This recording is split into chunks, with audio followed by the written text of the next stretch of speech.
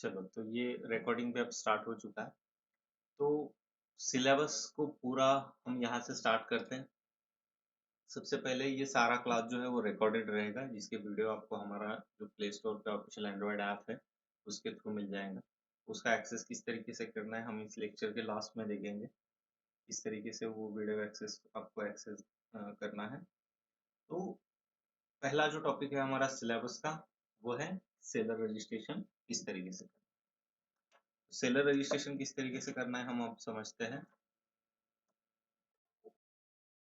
तो GM portal की जो वेबसाइट है ये gem.gov.in, इस वेबसाइट को आपको ओपन करना है।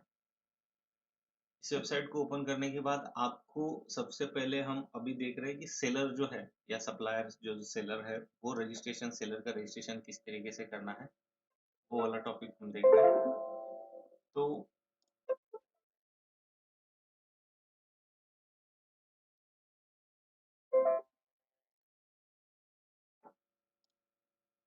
ठीक है, तो सेलर रजिस्ट्रेशन के लिए देखो सबसे पहले आपको ये जीएम पोर्टल की वेबसाइट आपको ओपन करनी है। वेबसाइट ओपन करने के बाद देखो साइड में एक आपको ऑप्शन मिलता है साइन अप का। तो साइन अप के ऑप्शन पे जब आप कर्सर लेके जाओगे आपका वहां पे दो ऑप्शन मिलेंगे आपको। वहां पे दो ऑप्शन मिलेंगे, दो कौन से ऑप्शन रहेंगे। पहला है आपको बायर का रजिस्ट्रेशन किस तरीके से करना है और दूसरा जो है सेलर का रजिस्ट्रेशन किस तरीके से। तो यहाँ से साइन अप से आप बायर का भी रजिस्ट्रेशन कर सकते हैं, सेलर का भी रजिस्ट्रेशन कर सकते हैं। तो पहला हमारा टॉपिक है सेलर का रजिस्ट्रेशन किस तरीके से करना है। पहले हम सेलर का देखेंगे और लास्ट के लेक्चर में हम बायर रजिस्ट्रेशन का बात। सेलर रजिस्ट्रेशन के लिए आपको यहाँ पे सेलर सर्विस प्रोवाइडर के ऊपर आपको क्लिक करना है। तो आप यहाँ पे क्लिक करने के बाद यहाँ पे आपको प्री रिक्विजिशन में आपकी टाइप ऑफ कंपनी जो है वो चूज करनी है। मतलब आपकी जो कंपनी है वो किस टाइप की है, तो ऑर्गेनाइजेशन टाइप कौन सा है। तो यहाँ पे जैसे ही क्लिक करोगे देखो तीन मेन ऑप्शन होते हैं, तीन चार ऑप्शन आपको यहाँ पे आ रहे हैं। सबसे पहला है आपकी कंपनी प्रोप्राइटरशिप है, तो आप प्रोप्राइटरशिप सिलेक्ट करिए। अगर आपकी कंपनी पार्टनरशिप फर्म है तो ये 2 नंबर वाला फर्म का ऑप्शन आप चूज करिए। या आपकी कंपनी अगर प्राइवेट लिमिटेड है तो ये 3 नंबर वाला ऑप्शन आपको चूज करना है। नीचे के जो दो ऑप्शन है उसका कोई ज्यादा यूज नहीं है, ट्रस्ट सोसाइटी जो भी है अ, ये इसका कोई ज्यादा यूज नहीं किया। ट्रस्ट सोसाइटी ज्यादातर जेम के ऊपर नहीं होता है। या एज अ सेंट्रल गवर्नमेंट की कोई एजेंसी है या सेंट्रल गवर्नमेंट की कोई कंपनी है जो एज अ सेलर रजिस्ट्रेशन करना चाहती है तो भी आप यहाँ से कर सकते हैं। तो ऊपर वाले तीन ऑप्शन मेन पार्ट है। या तो आपकी कंपनी होगी प्रोप्राइटरशिप या पार्टनरशिप फर्म होगी या आपकी कंपनी प्राइवेट लिमिटेड होगी। तो इनमें से कोई एक ऑप्शन आपको चूज करना है। मतलब जो भी टाइप ऑफ कंपनी है आपकी वो आपको यहाँ से चूज करना है। अब रजिस्ट्रेशन की प्रोसेस तीनों की सेम ही है। प्रोप्राइटरशिप सिलेक्ट करो या फर्म सिलेक्ट करो या प्राइवेट लिमिटेड सिलेक्ट करो, रजिस्ट्रेशन की प्रोसेस जो है आगे की सारी सेम है। बस डिफरेंस कहाँ पे आएगा, पैन कार्ड में आएगा। तो डिफरेंस कहाँ पे आता है देखो, सबसे पहले मैं आपको बताता हूँ कि अगर आपकी कंपनी प्रोप्राइटरशिप है, प्रोप्राइटरशिप कंपनी को सिंगल ओनर शिप कंपनी भी बोलते हैं। तो प्रोप्राइटरशिप जो कंपनी होती है उस कंपनी के अंदर जो उस कंपनी के प्रोप्राइटर है या जिसके नाम से ये कंपनी रजिस्टर है या जिसके नाम से ये शॉप एक्ट उन्होंने बनाया है उनका पैन कार्ड यूज होगा। जैसे मेरी खुद की कंपनी है प्रोप्राइटरशिप, जब रजिस्ट्रेशन मैंने किया वहां पे पैन कार्ड जो आपको यूज करना है वो आपको खुद का यूज करना है। जो जो प्रोप्राइटर रहेंगे उस कंपनी के वो अपना पर्सनल पैन या खुद का पैन कार्ड वहां पे यूज करेंगे। लेकिन जिन लोगों की कंपनी पार्टनरशिप फर्म रहेगी, पार्टनरशिप फर्म कंपनी में क्या होता है कि पैन कार्ड जो है वो अलग जनरेट होता है, कंपनी के नाम से पैन कार्ड अलग जनरेट होगा। जैसे प्रोप्राइटरशिप का जो प्रोप्राइटर है उनका पर्सनल पैन यूज करते हैं, तो वैसे ही आपको कंपनी का अलग पैन कार्ड जनरेट होगा पार्टनरशिप कंपनी में। जैसे दो लोग हैं, पार्टनरशिप कंपनी है उनकी, तो कंपनी के नाम से अलग पैन कार्ड जनरेट होगा। तो उस पैन कार्ड यूज करके आपको आगे रजिस्ट्रेशन की प्रोसेस करनी। और प्राइवेट लिमिटेड और फर्म दोनों का अलग अलग पैन कार्ड बनेगा, प्राइवेट लिमिटेड का भी सेम ही है। तो प्राइवेट लिमिटेड का अगर आप कंपनी का रजिस्ट्रेशन करोगे तो आपको वहां पे जो है कंपनी का जो भी पैन कार्ड रहेगा वो वाला पैन कार्ड आपको वहाँ पे यूज करना है। ठीक है। तो यहाँ पे देखो जो भी आपकी टाइप की कंपनी है वो सिलेक्ट करो, मैं प्रोप्राइटरशिप सिलेक्ट करता हूँ। जैसे ही आप प्रोप्राइटर सिलेक्ट करोगे नीचे एक लिस्ट आ जाएगी डॉक्यूमेंट, तो ये रिफ्रेश हो रहा है, आ गई। तो इस लिस्ट में कुछ रिक्वायर्ड डॉक्यूमेंट है और कुछ डॉक्यूमेंट जो है ऑप्शनल। तो अब इसमें कंफ्यूजन नहीं होना है, जो रिक्वायर्ड डॉक्यूमेंट है वो रिक्वायर्ड डॉक्यूमेंट है, मतलब रिक्वायर्ड डॉक्यूमेंट मतलब आप उसको मैंडेटरी बोल सकते हैं, भाई वो डॉक्यूमेंट आपके पास होनी ही चाहिए। उसके अलावा कुछ ऑप्शनल डॉक्यूमेंट है जो आपके पास नहीं हुए तो भी रजिस्ट्रेशन में एक्सेस कोई प्रॉब्लम नहीं आएगी आपको। आपके पास जो जो रिक्वायर्ड डॉक्यूमेंट है वो सारे डॉक्यूमेंट आपके पास होने चाहिए। तो चलो रिक्वायर्ड डॉक्यूमेंट में देखो, सबसे पहला डॉक्यूमेंट है, बेसिक डॉक्यूमेंट है, आधार कार्ड। जो भी जिसके नाम से वो कंपनी का रजिस्ट्रेशन कर रहे हो तो उनका आधार कार्ड यूज करना है। आधार कार्ड और उससे लिंक जो है वो मोबाइल नंबर, और वो आधार आधार से जो लिंक है मोबाइल नंबर, आधार से मोबाइल नंबर लिंक होना चाहिए, जिसके ऊपर बाद में ये एक वेरिफिकेशन कोड आएगा। तो वो वेरिफिकेशन कोड डालने के बाद आगे आप प्रोसीड कर सकते हो। तो जो भी कंपनी के, जिन लोगों की कंपनी प्रोप्राइटरशिप है, वो जो प्रोप्राइटर है उनका आधार कार्ड यूज करेंगे, आधार कार्ड और उनका उनका मोबाइल नंबर। जिनकी कंपनी पार्टनरशिप फर्म है और इसमें दो पार्टनर है, तो दो पार्टनर में से किसी एक का आप आधार कार्ड वहां पे यूज कर सकते हो। दो पार्टनर है तो दोनों में से किसी एक का आधार कार्ड वहां पे यूज कर सकते हो। इसके अलावा तीसरी कंपनी होती है प्राइवेट लिमिटेड। तो प्राइवेट लिमिटेड कंपनी में आप कंपनी में जो है जो भी मैनेजर वगैरह रहेंगे प्राइवेट लिमिटेड कंपनी में, उनका आप यूज कर सकते हो, या मेजर ऑफ स्टेक होल्डर कौन है प्राइवेट लिमिटेड कंपनी के अंदर, उनका आप ये कर सकते हो। तो जो भी मैनेजर, ब्रांच मैनेजर या मेजर ऑफ स्टेक होल्डर जिनके पास मेजर ऑफ मतलब 51% से ज्यादा शेयर होल्डर है, तो उनका पैन कार्ड, उनका आधार कार्ड जो है आप वहाँ पे यूज कर सकते हो। तो किसी का भी यूज करो, बाद में उसको चेंज भी कर सकते हो आप, ऐसा कुछ नहीं। लेकिन जो भी मेजर ऑफ स्टेक होल्डर रहेगा उनका आपको जो है वहाँ पे आधार कार्ड यूज करना है प्राइवेट लिमिटेड।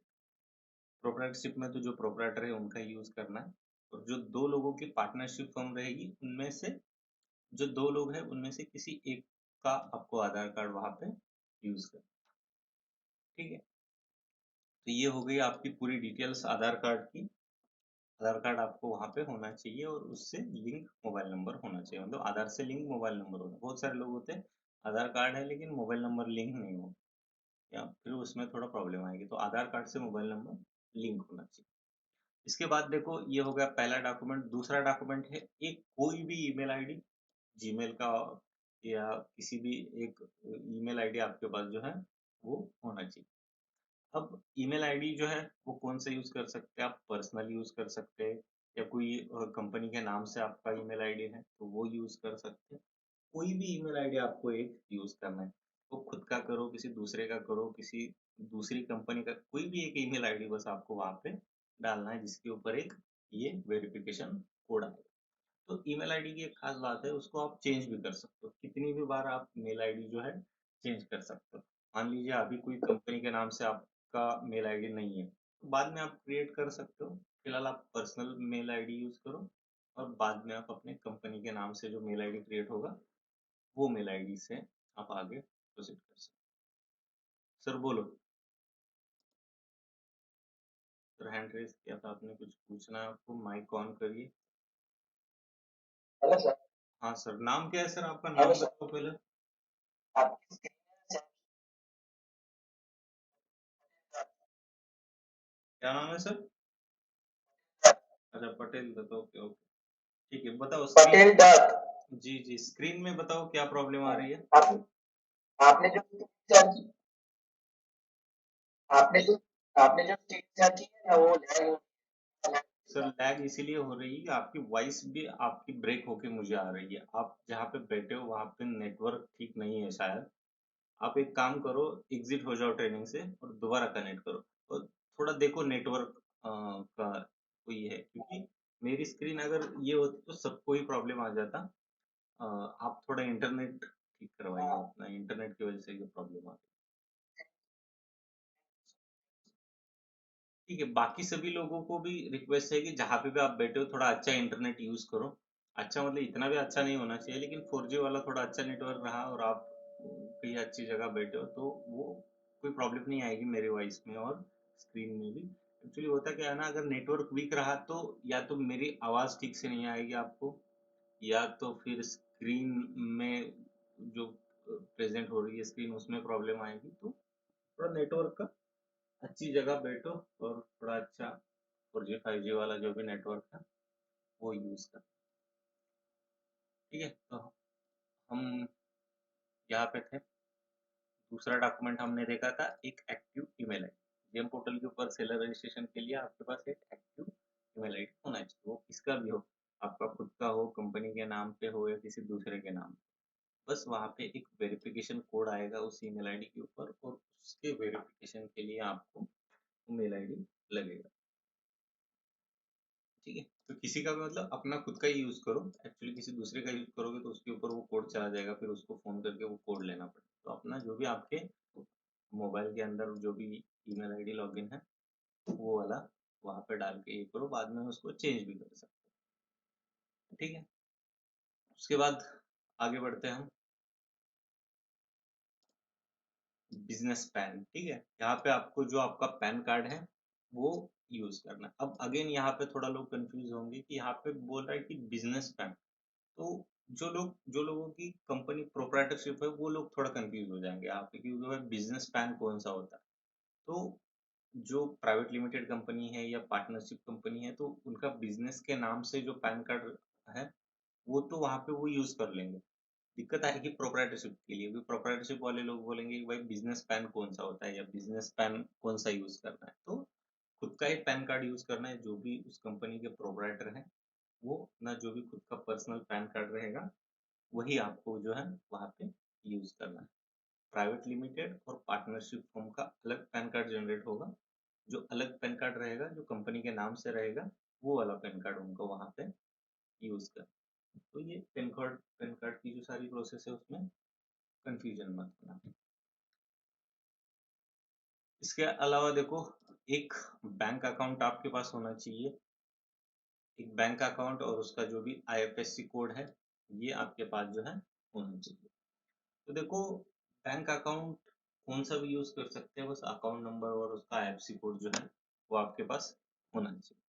किसी का भी यूज कर सकते हैं, कौन सा भी यूज कर सकते हैं, कोई दिक्कत नहीं। लेकिन एज पर रूल हम सजेस्ट करते हैं कि भाई आपके पास जो भी आपकी कंपनी है उस कंपनी के नाम से एक करंट अकाउंट होना चाहिए। अगर नहीं है तो फिलहाल के लिए आप कोई भी अकाउंट जो है वहाँ पे यूज कर सकते हो। लेकिन जब आपकी कंपनी के नाम से जो भी करंट अकाउंट खुलेगा इन फ्यूचर तो वो वाला जो है अकाउंट आप यहाँ पे यूज कर सकते हो। अभी फिलहाल के लिए तो आप कौन सा भी एक अकाउंट जो है वहाँ पे यूज कर सकते हो। लेकिन इन फ्यूचर अगर आपको ऐड करना है तो फिर आप, अगर नहीं बनाया है तो आप बना लो एक अकाउंट कंपनी के नाम से, ऑफिशियल करंट अकाउंट आपका। फिर उसके ऊपर आप जो है ये ऐड कर सकते हो। फिलहाल के लिए अगर नहीं है तो चल जाएगा, बाद में आप उसको जो है ऐड कर सकते हो। सर सैयद सर बोलो, कुछ पूछना चाह रहे हैं आप? बैंक का बात प्रॉब्लम कर सकते कर सकते हैं ना सर, कितने भी अकाउंट ऐड कर सकते हो और रिमूव भी कर। हैं। नहीं नहीं ऐसा कुछ नहीं, आप मल्टीपल अकाउंट ऐड कर सकते हो और उसमें डिलीट करना है किसी अकाउंट को तो वो डिलीट भी कर सकते हो ना। इसीलिए मैंने पहले बताया आप कौन सा भी अकाउंट यूज करो, उसको डिलीट करके फिर दूसरा ऐड कर लेना, कोई इशू नहीं कर सकते। ठीक है, चलेगा। माइक बंद करके रखो सवाल खत्म होने के बाद। तो ये बैंक अकाउंट है, बैंक अकाउंट आपके पास होना चाहिए, आईएफएससी कोड होना चाहिए। जैसे सर ने कहा कि आप अकाउंट ऐड कर सकते हो, ऐड किए वो अकाउंट को डिलीट करके दूसरा अकाउंट भी वहाँ पे ऐड कर सकते हो। तो ऐसा कुछ नहीं है, ऐसे मल्टीपल अकाउंट भी ऐड कर सकते हैं। आई थिंक 4 या 5 अकाउंट आप ऐड करके रख सकते हो वहाँ पे अलग अलग। तो इसमें कोई इशू नहीं है। ठीक है, तो पेमेंट में एज सच अकाउंट और इसका कोई रोल है नहीं वैसे, क्योंकि अगर ग्राम पंचायत लेवल पे जाओगे आप तो वो ई ग्राम स्वराज और वो पीएफएमएस इससे पेमेंट होगा आपका।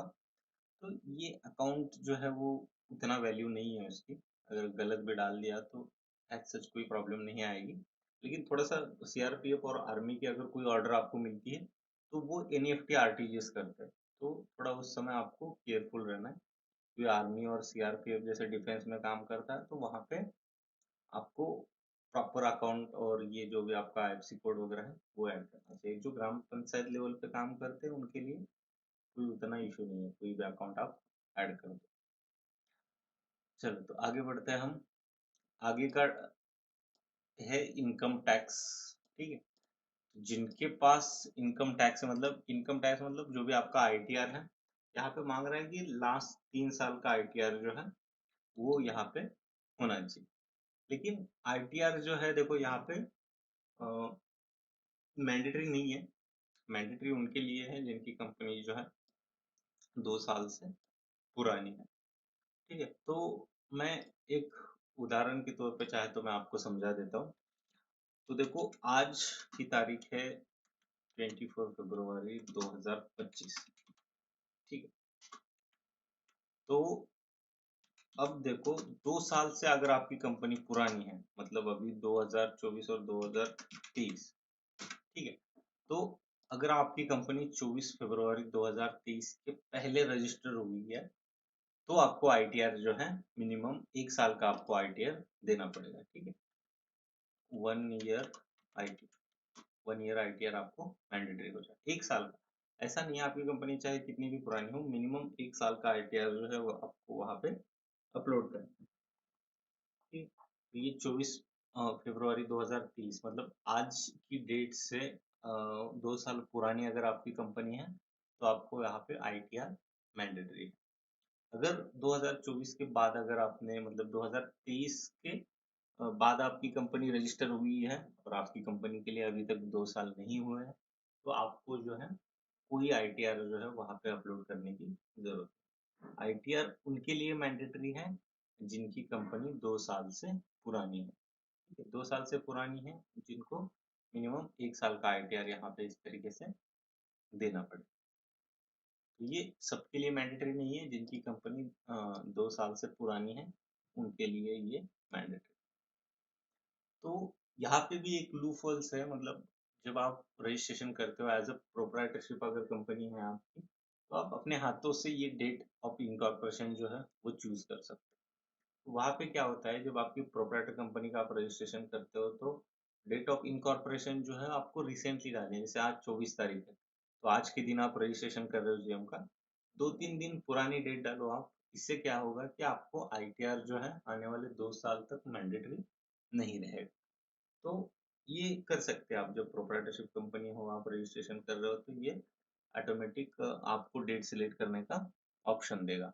लेकिन क्या होता है कि पार्टनरशिप कंपनी और प्राइवेट लिमिटेड कंपनी का जब आप रजिस्ट्रेशन करोगे और वहाँ पे पैन कार्ड वेरीफाई करोगे, तो पैन कार्ड पे जो रजिस्ट्रेशन की जो डेट है वो ऑटोमेटिक ले लेगा, तो उसमें आप कोई चेंजेस नहीं कर सकते। लेकिन प्रोप्राइटरशिप अगर आपकी कंपनी है, तो उसमें आप अपने हाथों से डेट ऑफ इनकॉर्पोरेशन जो है वो चूज कर सकते हो। तो उस केस में आपको क्या करना पड़ेगा, आपको 2 साल का जो है आईटीआर, मतलब आपको नहीं है आपके पास आईटीआर, या आईटीआर होने के बावजूद आपको नहीं अपलोड करना है जेएम के ऊपर, तो आप डेट ऑफ इनकॉर्पोरेशन जो है वहाँ पे सिलेक्ट करते समय आप रिसेंटली करिए, मतलब जिस दिन आप रजिस्ट्रेशन कर रहे हो उससे 2-3 दिन पहले की डेट आप चूज कर सकते हो। ठीक है, तो इसको मैं प्रैक्टिकली आपको दिखाऊंगा, मेरी खुद की सेलर आईडी आपको ओपन करके किस तरीके से वो डेट जो है आपको चूज करनी है। इसके बाद हम आगे बढ़ते हैं। रजिस्टर एड्रेस, कोई भी जो कंपनी है आपकी जहाँ पे आपकी कंपनी रजिस्टर है, वो रजिस्टर एड्रेस आपको डालना है। अगर आपके पास जीएसटी अवेलेबल है, तो जीएसटी के ऊपर का रजिस्टर एड्रेस आप डालिए।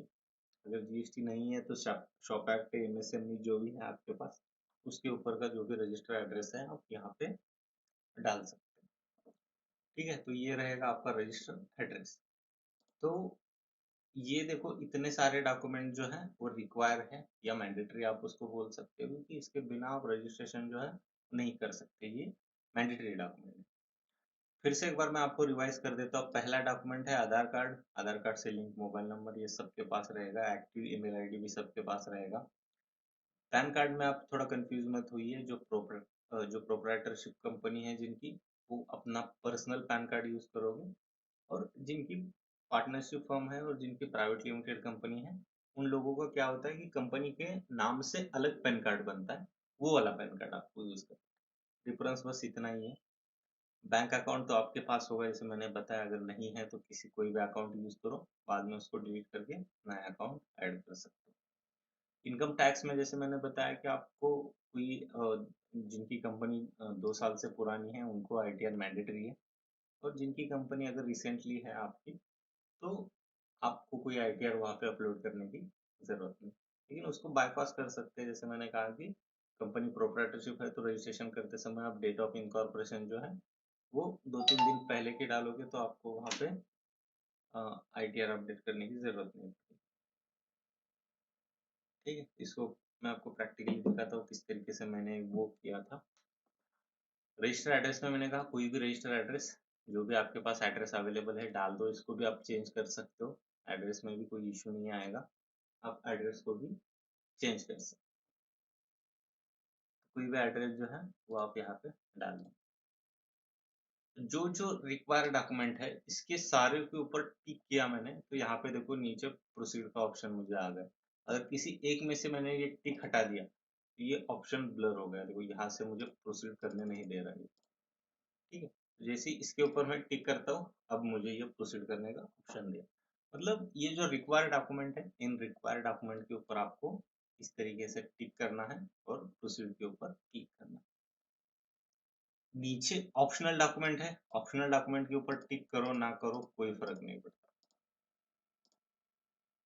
पहला ऑप्शनल डॉक्यूमेंट है उद्यम नंबर एमएसएमई सर्टिफिकेट, तो उद्यम की कोई जरूरत नहीं है रजिस्ट्रेशन करने के लिए, लेकिन उद्यम का सर्टिफिकेट अगर आप बनाओगे तो आपको बेनिफिट मिलेंगे टेंडर में। जैसे ईएमडी जो होती है, जो भी डिपॉजिट होता है टेंडर का, वो आपको नहीं भरना पड़ेगा अगर आपके पास ईएमडी का सर्टिफिकेट है, सॉरी एमएसएमई का सर्टिफिकेट है। तो इसके ऊपर और डिटेल में हम बातचीत करेंगे टेंडर के पार्ट में, क्योंकि रजिस्ट्रेशन में तो एमएसएमई का कोई रोल नहीं है। अगर है तो ऐड कर सकते हैं, एक ऑप्शन आएगा आपको माय अकाउंट के अंदर एमएसएमई ऐड करने का, तो यहाँ पे ऐड कर सकते हैं, अदरवाइज आप उसको स्किप कर सकते हैं एमएसएमई। और जिन लोगों के पास एमएसएमई नहीं है वो लोग बनवा लो, एमएसएमई के पोर्टल पे जाके आप वहां से जो है आपका आपकी कंपनी के नाम से आप एक एमएसएमई फ्री ऑफ कॉस्ट आप अपने एमएसएमई बना सकते हो, उसके लिए कोई खर्चा नहीं आएगा। ठीक है, उसके बेनिफिट आपको टेंडर में काफी मिलेंगे, टेंडर भरते समय ये डिपॉजिट वगैरह जो भी रहेगा ईएमडी का वो नहीं भरना पड़ेगा। ये हो गया आपका उद्यम का। उसके बाद जो है डीआईपीपी नंबर स्टार्टअप का जो सर्टिफिकेट है स्टार्टअप इंडिया का, अगर वो आपके पास है तो भी सेम बेनिफिट्स है, ईएमडी के लिए आपको एग्जाम्पशन मिलेगा। मतलब जो एमएसएमई के लिए बेनिफिट्स है सेम स्टार्टअप इंडिया के लिए भी बेनिफिट्स है, लेकिन स्टार्टअप इंडिया का सर्टिफिकेट बनाना या वो स्टार्टअप इंडिया का सर्टिफिकेट तुरंत नहीं मिलेगा, आपको 6-6 महीने आपको वेट करना पड़ेगा, और वो काफी कॉम्प्लिकेटेड प्रोसेस है स्टार्टअप इंडिया का सर्टिफिकेट बनाना। तो इससे अच्छा आप एमएसएमई का सर्टिफिकेट बनाओ, सेम बेनिफिट है दोनों के लिए, एमएसएम इसके लिए और इसके लिए, तो दोनों के लिए सेम बेनिफिट्स मिलेंगे आपको। इसके ऊपर हम और डिटेल में बात करेंगे ये स्टार्टअप और इसमें, क्योंकि इसका यूज और आपको वही टेंडर पार्टिसिपेट में ही होगा, रजिस्ट्रेशन और इसमें उसका कोई यूज नहीं है। हाँ स्नेहल मैम, कुछ पूछना है आपको?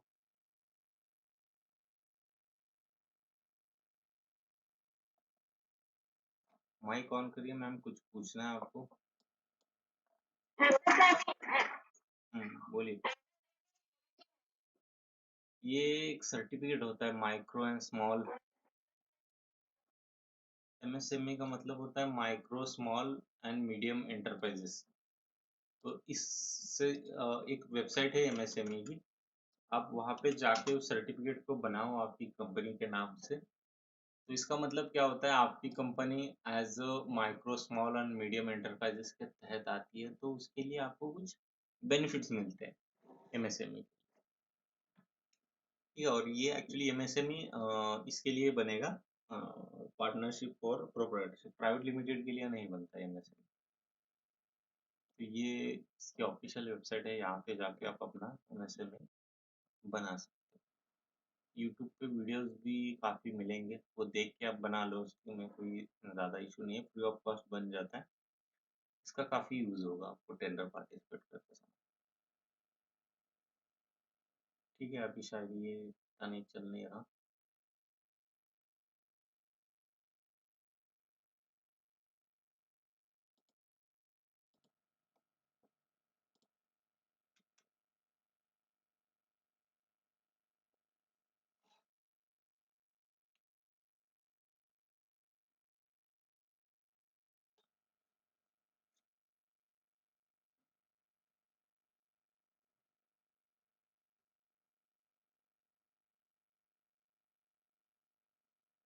चलो ये वेबसाइट शायद ओपन नहीं हो रही।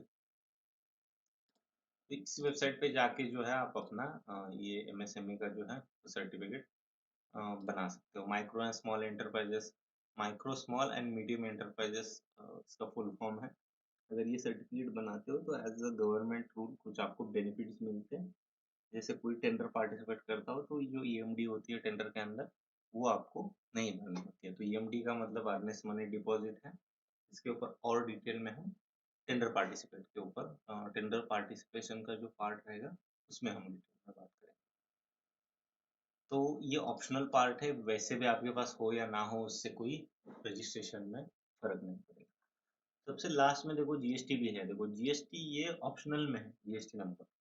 तो बिना जीएसटी के भी आप जीएम के ऊपर काम कर सकते हो। तो अगर किसी के पास जीएसटी नंबर नहीं है तो आप बिना जीएसटी के भी जो है वहाँ पे काम कर सकते हो। लेकिन एक्चुअली होता क्या है ना कि सामने वाले किसी बायर को अगर आप कुछ प्रोडक्ट सप्लाई दे रहे हो तो जीएसटी जो है वहाँ पे मैंडेटरी हो जाता है। सामने वाली पार्टी आपको जीएसटी मांगेगी।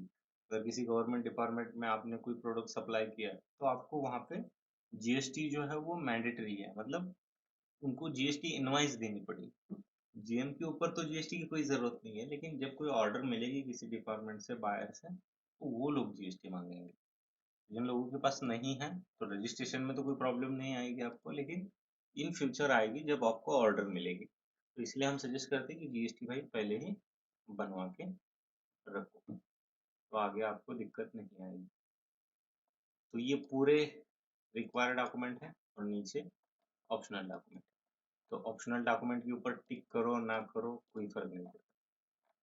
ठीक है, इसके ऊपर टिक करो ना करो, लेकिन जो ऊपर के रिक्वायर्ड डॉक्यूमेंट है इसमें टिक होना चाहिए। अगर किसी में टिक नहीं रहेगा तो ये प्रोसीड का ऑप्शन नहीं है।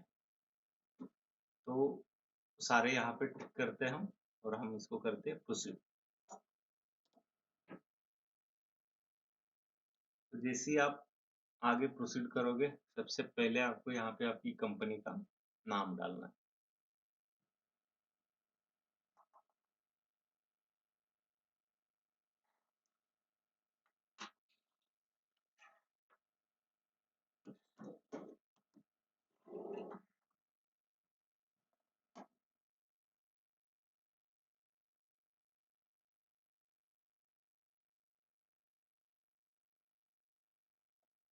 तो यहाँ पे एक पीडीएफ फाइल आएगी, देखो इसमें सारे टर्म्स कंडीशन रहेंगे। ठीक है? जो भी रूल्स रेगुलेशन है जीएम पोर्टल के, ये सारे इस पीडीएफ में आपको यहाँ पे मिल जाएंगे। तो इसको बस आपको यहाँ पे टिक करना है और आपको प्रोसीड करना है। एक्सेप्ट ऑल टर्म्स कंडीशन के लिए यहाँ पे आपको टिक करना है और प्रोसीड के ऊपर क्लिक।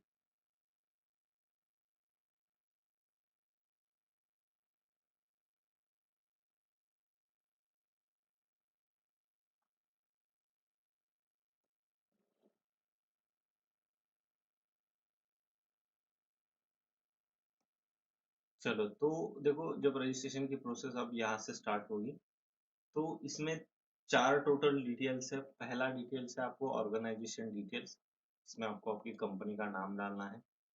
दूसरा पार्ट है पर्सनल वेरिफिकेशन। पर्सनल वेरिफिकेशन में आपको अपना आधार कार्ड और उससे लिंक मोबाइल नंबर डालना है। तीसरा ईमेल वेरिफिकेशन जिसमें ईमेल आईडी वेरीफाई होगा। और लास्ट का ऑप्शन है यूजर क्रीडेंशियल, मतलब वहाँ पे आपको आईडी और पासवर्ड जो भी आपको रखना है अपनी यूजर आईडी इसका आप रख सकते हैं। तो देखो सबसे पहले आपको यहाँ पे बिजनेस ऑर्गेनाइजेशन में आपकी कंपनी का नाम डालना। ठीक है, मैं डाल देता हूँ यहाँ पे जीएम एक्सपर्ट सोल्यूशन।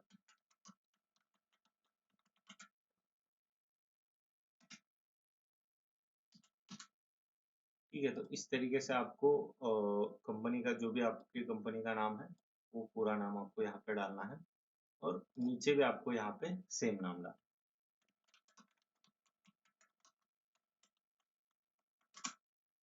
तो दोनों नाम मैच हो जाएंगे तभी आपको यहाँ पे नेक्स्ट का ऑप्शन आएगा, या कोई स्पेलिंग मिस्टेक वगैरह हो जाती है आपकी तो ये नेक्स्ट का ऑप्शन नहीं आएगा। जैसे मैं ऊपर वाले टैब में से लास्ट का एन हटा देता तो ये फिर देखो ये बिजनेस नेम मिसमैच बता रहा है।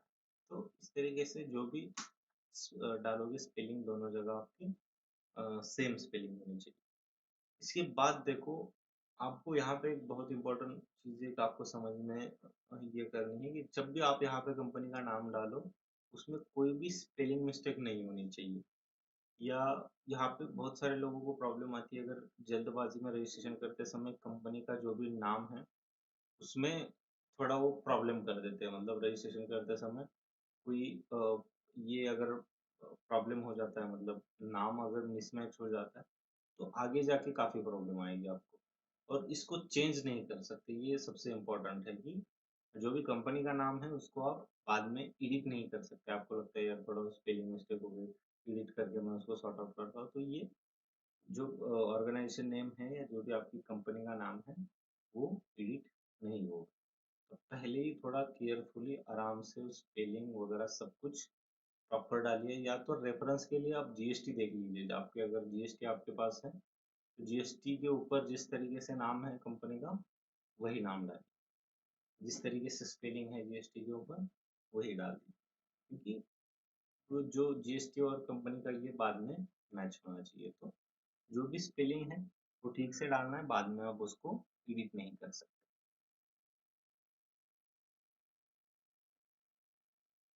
ठीक है, उसके बाद आपको करना है नेक्स्ट।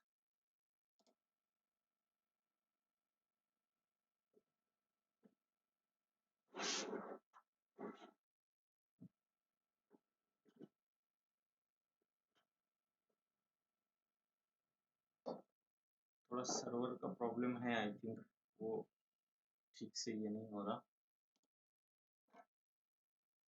हाँ सर, आनंद सर आप बताइए सर आपका नाम क्या है?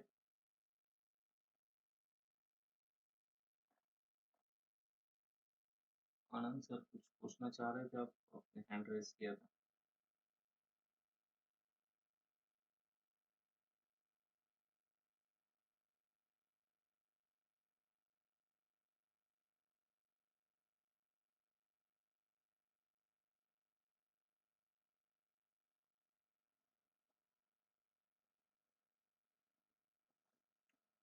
चलो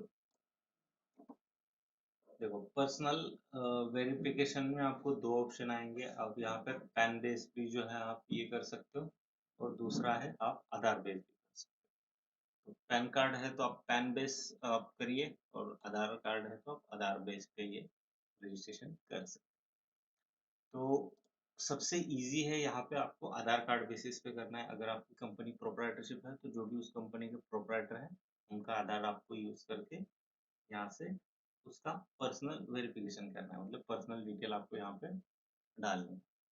तो आधार के ऊपर जैसे ही क्लिक किया मैंने, नीचे देखो यहाँ पे आधार का नंबर आ गया, आधार नंबर और मोबाइल नंबर लिंक इन आधार।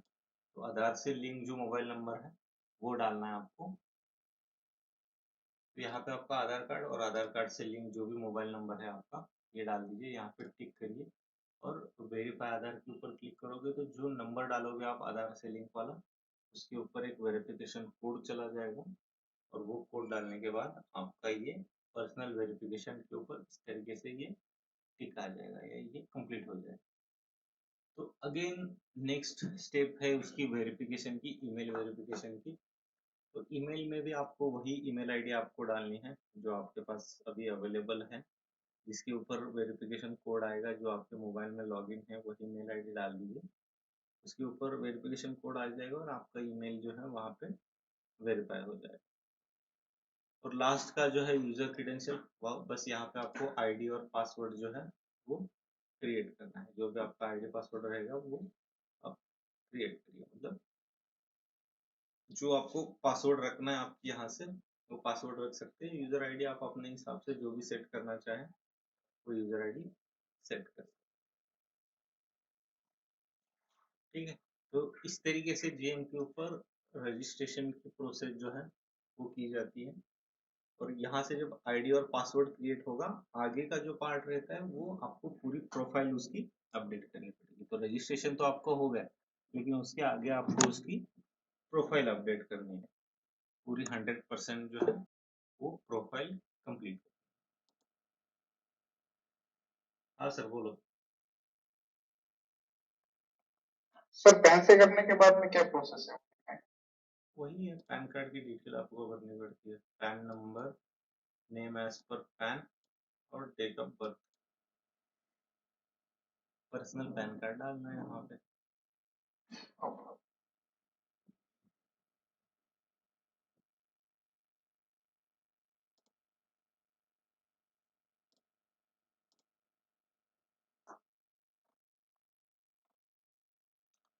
चलो, तो जब आपका यूजर आईडी और पासवर्ड यहाँ से क्रिएट होगा। हाँ सर बोलो। सर रवीना बोल रही हूँ। एक्चुअली ना होटल का नाम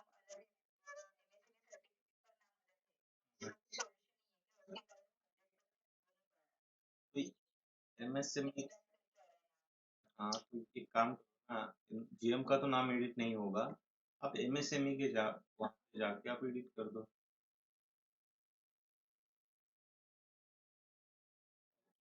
एमएसएमई का नाम एडिट कर दो। सही कौन सा है, एमएसएमई पे सही है या जीएम के ऊपर सही है नाम?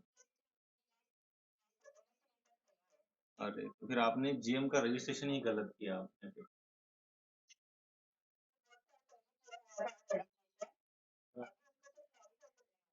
मॉडिफाई, नाम मॉडिफाई नहीं होता ना, जैसे मैंने यहाँ पे बताया था कि जो भी हो जाए आपको ऑर्गेनाइजेशन। तो एमएसएमई में जाके एडिट करो, वही ऑप्शन है अभी आपके पास। डिपॉजिट वगैरह भरा होगा, प्रोडक्ट वगैरह लिस्ट किए होंगे आप। तो वो नहीं अभी तो स्टार्ट करेंगे। नहीं, वो जो रजिस्ट्रेशन किया है आपने, उसमें डिपॉजिट भरा है क्या आपने? हाँ जो 5,000 डिपॉजिट किया हाँ था पहले, वो भरा है आप? कुछ हाँ डिपॉजिट किया है हाँ। हाँ, तो वो आईडी आप डिलीट भी नहीं होगा। और डिलीट मतलब, अगर क्या होता है ना, अगर आपने डिपॉजिट वगैरह नहीं भरा है तो वो आईडी को आप डिलीट कर सकते हैं तुरंत। अगर डिपॉजिट नहीं भरा आपने, जो भी कॉशन बने रहेगा, तो उसको डिलीट करके आप नया आईडी तुरंत क्रिएट कर सकते हैं। लेकिन अभी डिपॉजिट आपने भरा है तो वो आईडी डिलीट नहीं होगा। और डिलीट करने से अच्छा आप एमएसएमई में जो चेंजेस हैं वो एमएसएमई में चेंज करवा दो ना, फिर वो अपडेट हो जाएगा, तो क्या प्रोफाइल कंप्लीट हो जाएगी। तो एमएसएमई का चेंज करो, हो जाएगा। ओके अपन चेक भी कर सकते हैं ना कि डिपॉजिट कितना पे किया है किया है बट वो चेक करना है वो भी बताएंगे ना। हाँ हाँ बिल्कुल, अभी वही बताएंगे।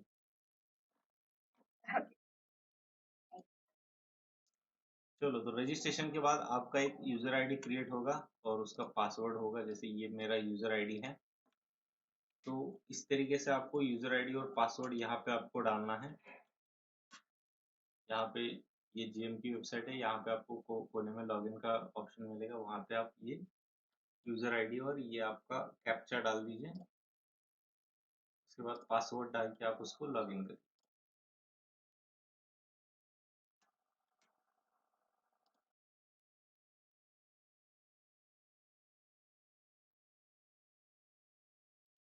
तो देखो, ये मेरा पर्सनल, मेरा खुद का सेलर आईडी है, मेरा एंटरप्राइज इसके नाम से।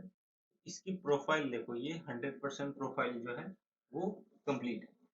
तो जब भी आप वहाँ पे जो है रजिस्ट्रेशन आप ये करोगे, तो आपकी प्रोफाइल जो है वो 50% कंप्लीट रहेगी। 50% रहेगी, आपको उसको 100% करना पड़ेगा। जब भी आप रजिस्ट्रेशन करोगे, उसके बाद की जो सारी डिटेल है वो डिटेल आपको भर के आपको आपकी पूरी प्रोफाइल जो है वो कंप्लीट करनी है।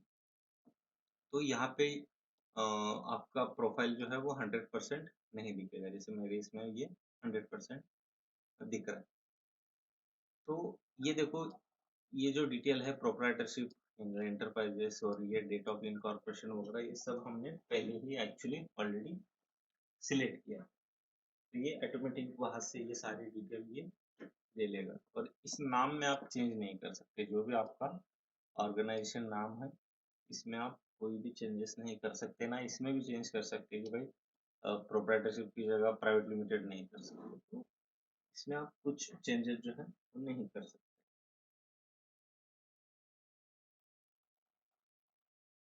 तो देखो, यहाँ पे आपको बिजनेस प्रोफाइल के अंदर जाना है। इसमें नीचे जो भी सारे ऑप्शन आपको डिस्प्ले हो रहे हैं, business plan, business detail, additional detail, office location, जो भी सारे ऑप्शन आपको दिख रहा है, ये सारे इस तरीके से देखो ग्रीन आने चाहिए। मेरे इसमें देखो इस तरीके से सारे ऑप्शन ग्रीन है। देखो कोई भी ऑप्शन के सामने ग्रीन नहीं है, ऐसा नहीं है, मतलब सभी के सामने ये ग्रीन आ रहा है। तो अगर आपकी किसी ऑप्शन के आगे अगर ग्रीन इस तरीके से नहीं आ रहा, तो आपकी प्रोफाइल कंप्लीट नहीं होगी।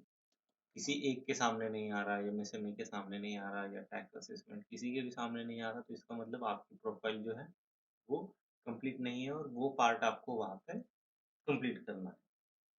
तो जिसके आगे वो ग्रीन इस तरीके से ग्रीन टिक या ग्रीन मार्क नहीं आ रहा, वो पार्ट जो है वो आपको कंप्लीट करना है। तो देखो एक एक पार्ट हम समझते हैं।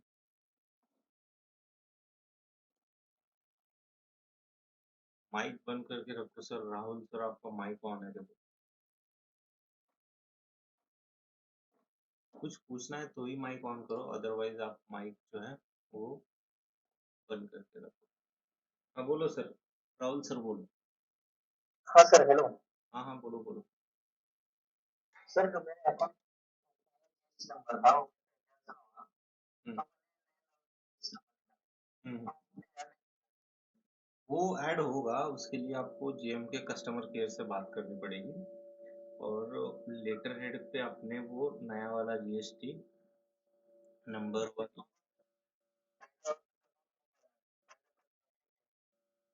ये कस्टमर केयर से ही एंड से ही डिलीट होगा। आपको बैक एंड से वो बात करनी पड़ेगी। लास्ट टाइम भी सेम इशू हुआ था हमारे क्लाइंट के साथ, तो उन्होंने मेल किया था, उनको कस्टमर केयर के साथ बात हो गई थी, तो लेटर हेड पे उन्होंने कुछ फॉर्मेट दिया था, उस फॉर्मेट में आपको वो लेटर हेड पे प्रिंट करवा के नीचे सिग्नेचर लगा के मेल कर।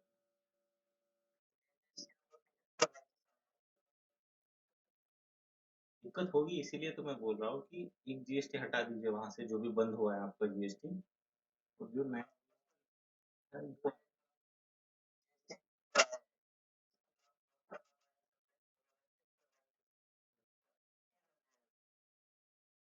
क्या आ गए।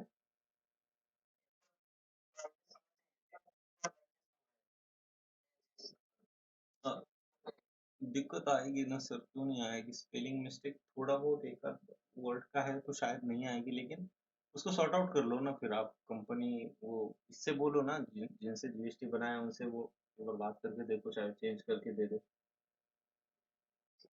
हाँ एक बार सीए से बात कर लेना, मुझे भी पता नहीं वो जीएसटी का नाम चेंज होता है कि नहीं होता है, लेकिन अब ये बंद करके फिर नया क्रिएट करना पड़ेगा या क्या, वो थोड़ा आप सीए से बात कर लीजिए, वो बताएगा। ये तो है वो।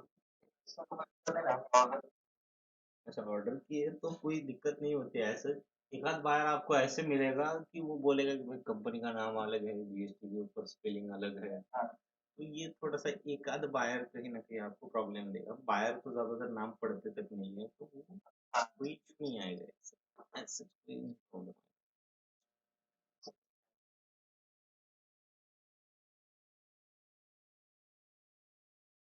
चलो जब भी आप अपना सेलर आईडी यहाँ पे लॉगिन करोगे, आपको इस तरीके से जो है माय अकाउंट में आना है, और माय अकाउंट में यहाँ पे लिखा है मैंडेटरी, और उसके आगे आ रहा है स्टार मार्क। इसका मतलब ये मैंडेटरी के नीचे जो भी पार्ट आपको दिख रहे हैं वो सब कंपलसरी है, मैंडेटरी है। तो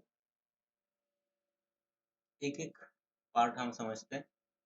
पहला तो ये बिजनेस ऑर्गेनाइजेशन डिटेल जो है वो सेम रहेगी, जैसे ये प्रोप्राइटरशिप, एंटरप्राइजेस, ये सब आपको इस तरीके से ऑलरेडी मिलेगा। आपको यहाँ पे पहला पार्ट है बिजनेस प्लान वैलिडेशन। तो अगेन यहाँ पे कंफ्यूजन नहीं होना है। बिजनेस प्लान का मतलब होता है जिन लोगों की कंपनी इस तरीके से प्रोप्राइटरशिप है, तो जो उस कंपनी के प्रोप्राइटर हैं उनको अपना पर्सनल पैन कार्ड वहाँ पे यूज करना है, और जिन जिन लोगों की कंपनी पार्टनरशिप फर्म है या दो लोगों की पार्टनरशिप फर्म है, वो अपना जो भी कंपनी का पैन कार्ड रहेगा वो यूज करोगे। प्राइवेट लिमिटेड वाले का भी सेम, प्राइवेट लिमिटेड कंपनी का अलग पैन कार्ड जनरेट होगा, तो वो वाला पैन कार्ड यूज करना है। तो बिजनेस पैन वैलिडेशन के ऊपर जैसे मैं क्लिक करता हूँ, देखो ये प्रोप्राइटरशिप आ गए, ये जो भी प्रोप्राइटर है ये उनका पैन कार्ड है, ये नाम है और ये डेट ऑफ बर्थ है। तो इस तरीके से जो है जेम के ऊपर आपको डिटेल अपलोड करनी है।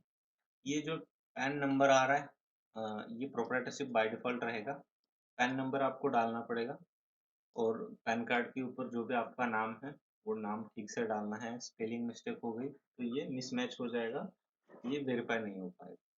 तो जो भी जिस भी नाम से आपको अपने पैन कार्ड पे जो स्पेलिंग है वही डालनी है, उसी तरीके से डालनी है और आपको जो भी डेट ऑफ बर्थ है पैन कार्ड के ऊपर वो डालना है। तो एक्चुअली ये पैन कार्ड और ये सर्वर लिंक होता है, तो आप गलत डिटेल अपलोड करोगे तो ये यहाँ से वेरीफाई नहीं हो पाएगा। तो जो भी डिटेल डालनी है पैन कार्ड के ऊपर देख के प्रॉपर डिटेल डाल दी। ये होगी प्रोप्राइटर की डिटेल्स। पार्टनरशिप फर्म और प्राइवेट लिमिटेड में भी सेम रहेगा, बस ये नाम यहाँ से चला जाएगा और ये जो भी कंपनी का नाम रहेगा वो वाला नाम यहाँ पे आ जाएगा। डिफरेंस बस इतना ही है, मतलब प्राइवेट लिमिटेड का कंपनी का पैन कार्ड रहेगा वो, और कंपनी के नाम से वो पैन कार्ड रहेगा। तो यहाँ पे आपको name as PAN, name as in PAN के ऊपर आपको वो कंपनी का नाम डालना पड़ेगा। वो पैन के ऊपर डिटेल होती है, ऊपर भी इंस्ट्रक्शन दिए हैं इस तरीके से वो डिटेल आपको जो है वो भरनी है। ठीक है, चलो उसके बाद हम आगे इसको प्रोसीड करते हैं। तो जैसे ही इसको प्रोसीड करोगे, बिजनेस डिटेल्स में आपको यहाँ पे देखो डेट ऑफ इनकॉर्पोरेशन मांग, तो डेट ऑफ इनकॉर्पोरेशन जो आप सिलेक्ट करोगे, जिस दिन आप रजिस्ट्रेशन कर रहे हो उससे 2-3 दिन पहले की डेट डाल दो। जैसे आज 24 तारीख पे अगर आप रजिस्ट्रेशन कर रहे हो तो 20 फरवरी डाल दीजिए, 20 फरवरी 2025 डाल दीजिए। तो इससे बेनिफिट क्या मिलेगा आपको कि आने वाले 2 साल तक आपको जीएम पोर्टल के ऊपर कोई भी आईटीआर जो है अपलोड करने की जरूरत नहीं। तो ये उसका क्या है बेनिफिट। तो ये डेट ऑफ इनकॉर्पोरेशन आप अपने हिसाब से यहाँ से इस तरीके से जो है चूज कर सकते हो। ठीक है, जो भी ईयर आपको चूज करना है वो ईयर चूज करिए। फरवरी, आज 24 तारीख है तो 1 दिन 2 दिन पहले की इस तरीके से डेट आप चूज कर सकते हैं। एक्चुअली ऑलरेडी इसमें चेंज हो चुकी है, मतलब ऑलरेडी हमने डेट डाल के रखी। ठीक, तो मेरी जो डेट है 2023 की है, तो इसमें मुझे जो है आईटीआर मैंडेटरी 2 साल हो चुके, क्योंकि जनवरी में ही मेरी कंपनी को ये 2 साल हो चुके हैं। तो ये मैंने नीचे टैक्स असेसमेंट में आईटीआर अपलोड की थी। बोलो सर, हैंड रेज करो, हैंड रेज करके पूछो।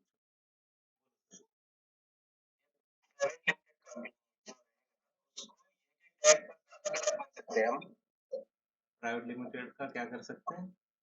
एक एक डायरेक्टर को अलग से लॉगिन क्रिएट कर सकते हैं। नहीं, एक एक डायरेक्टर का अलग लॉगिन नहीं क्रिएट कर सकते। और ओके, अगर चाहिए तो आपको नीचे स्टाफ अगर आपके पास मल्टीपल है तो उनके नाम से अलग अलग सब आईडी क्रिएट कर सकते हो। हाँ, इसलिए मैं पूछ रहा हूँ क्यों कहता हूँ हर बार डायरेक्टर तो नहीं रहेगा ना। हाँ, ये डायरेक्टर के नाम से थोड़ी उनका बस आधार कार्ड वहां से चेंज कर देना। जो भी डायरेक्टर है या जो मैनेजिंग डायरेक्टर है या उससे ज्यादा प्राइवेट लिमिटेड में जो स्टेक होल्डर होता है मेजर ऑफ जिसने कंपनी बनाई है उसका यूज कर देना, तो फिर वो तो चेंज नहीं होगा ना। ओके, हाँ, अगर होना का तो एम्प्लॉय को भी यूजर एक और एक यूजर बना को उनको हाँ, राइट्स दे सकते हैं ना, वो मैं आपको आगे और बताता हूँ। एक ही यूजर आईडी के आप मल्टीपल सब यूजर आईडी क्रिएट कर सकते हैं। हम्म,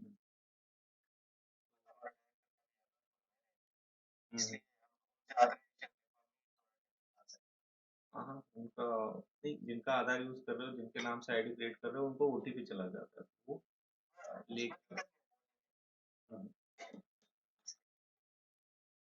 ठीक। और एक दिक्कत है हमारा ये 100% में पैन नंबर जो है ना, पैन नंबर पूछ रहा है। पैन नंबर डाल दिया तो 90% 98% कहा जा रहा है, फिर ओटीपी पूछ तो शक हो गया हमारा। PAN number as such optional में आ रहा होगा ना, नीचे देख लो ना, देखो ये ऑप्शनल पार्ट है और इसमें 10 नंबर आ। हाँ वही है, वो मैंडेटरी का तो दिखा रहे हैं उसको। नहीं, ये 10 नंबर एक बार चेक कर लो, ऑप्शनल के अंदर आ रहा है या ये मैंडेटरी सेक्शन के अंदर है। ये चेक करना है, वो चेक करो, नहीं तो हम उसको चेक करेंगे, सॉर्ट आउट करके मैं आपको देता हूँ, या तो उसको कोई फोटो वगैरह हो तो ये निकाल के आप ग्रुप में डाल दो तो पता चल जाएगा मेरे को क्या।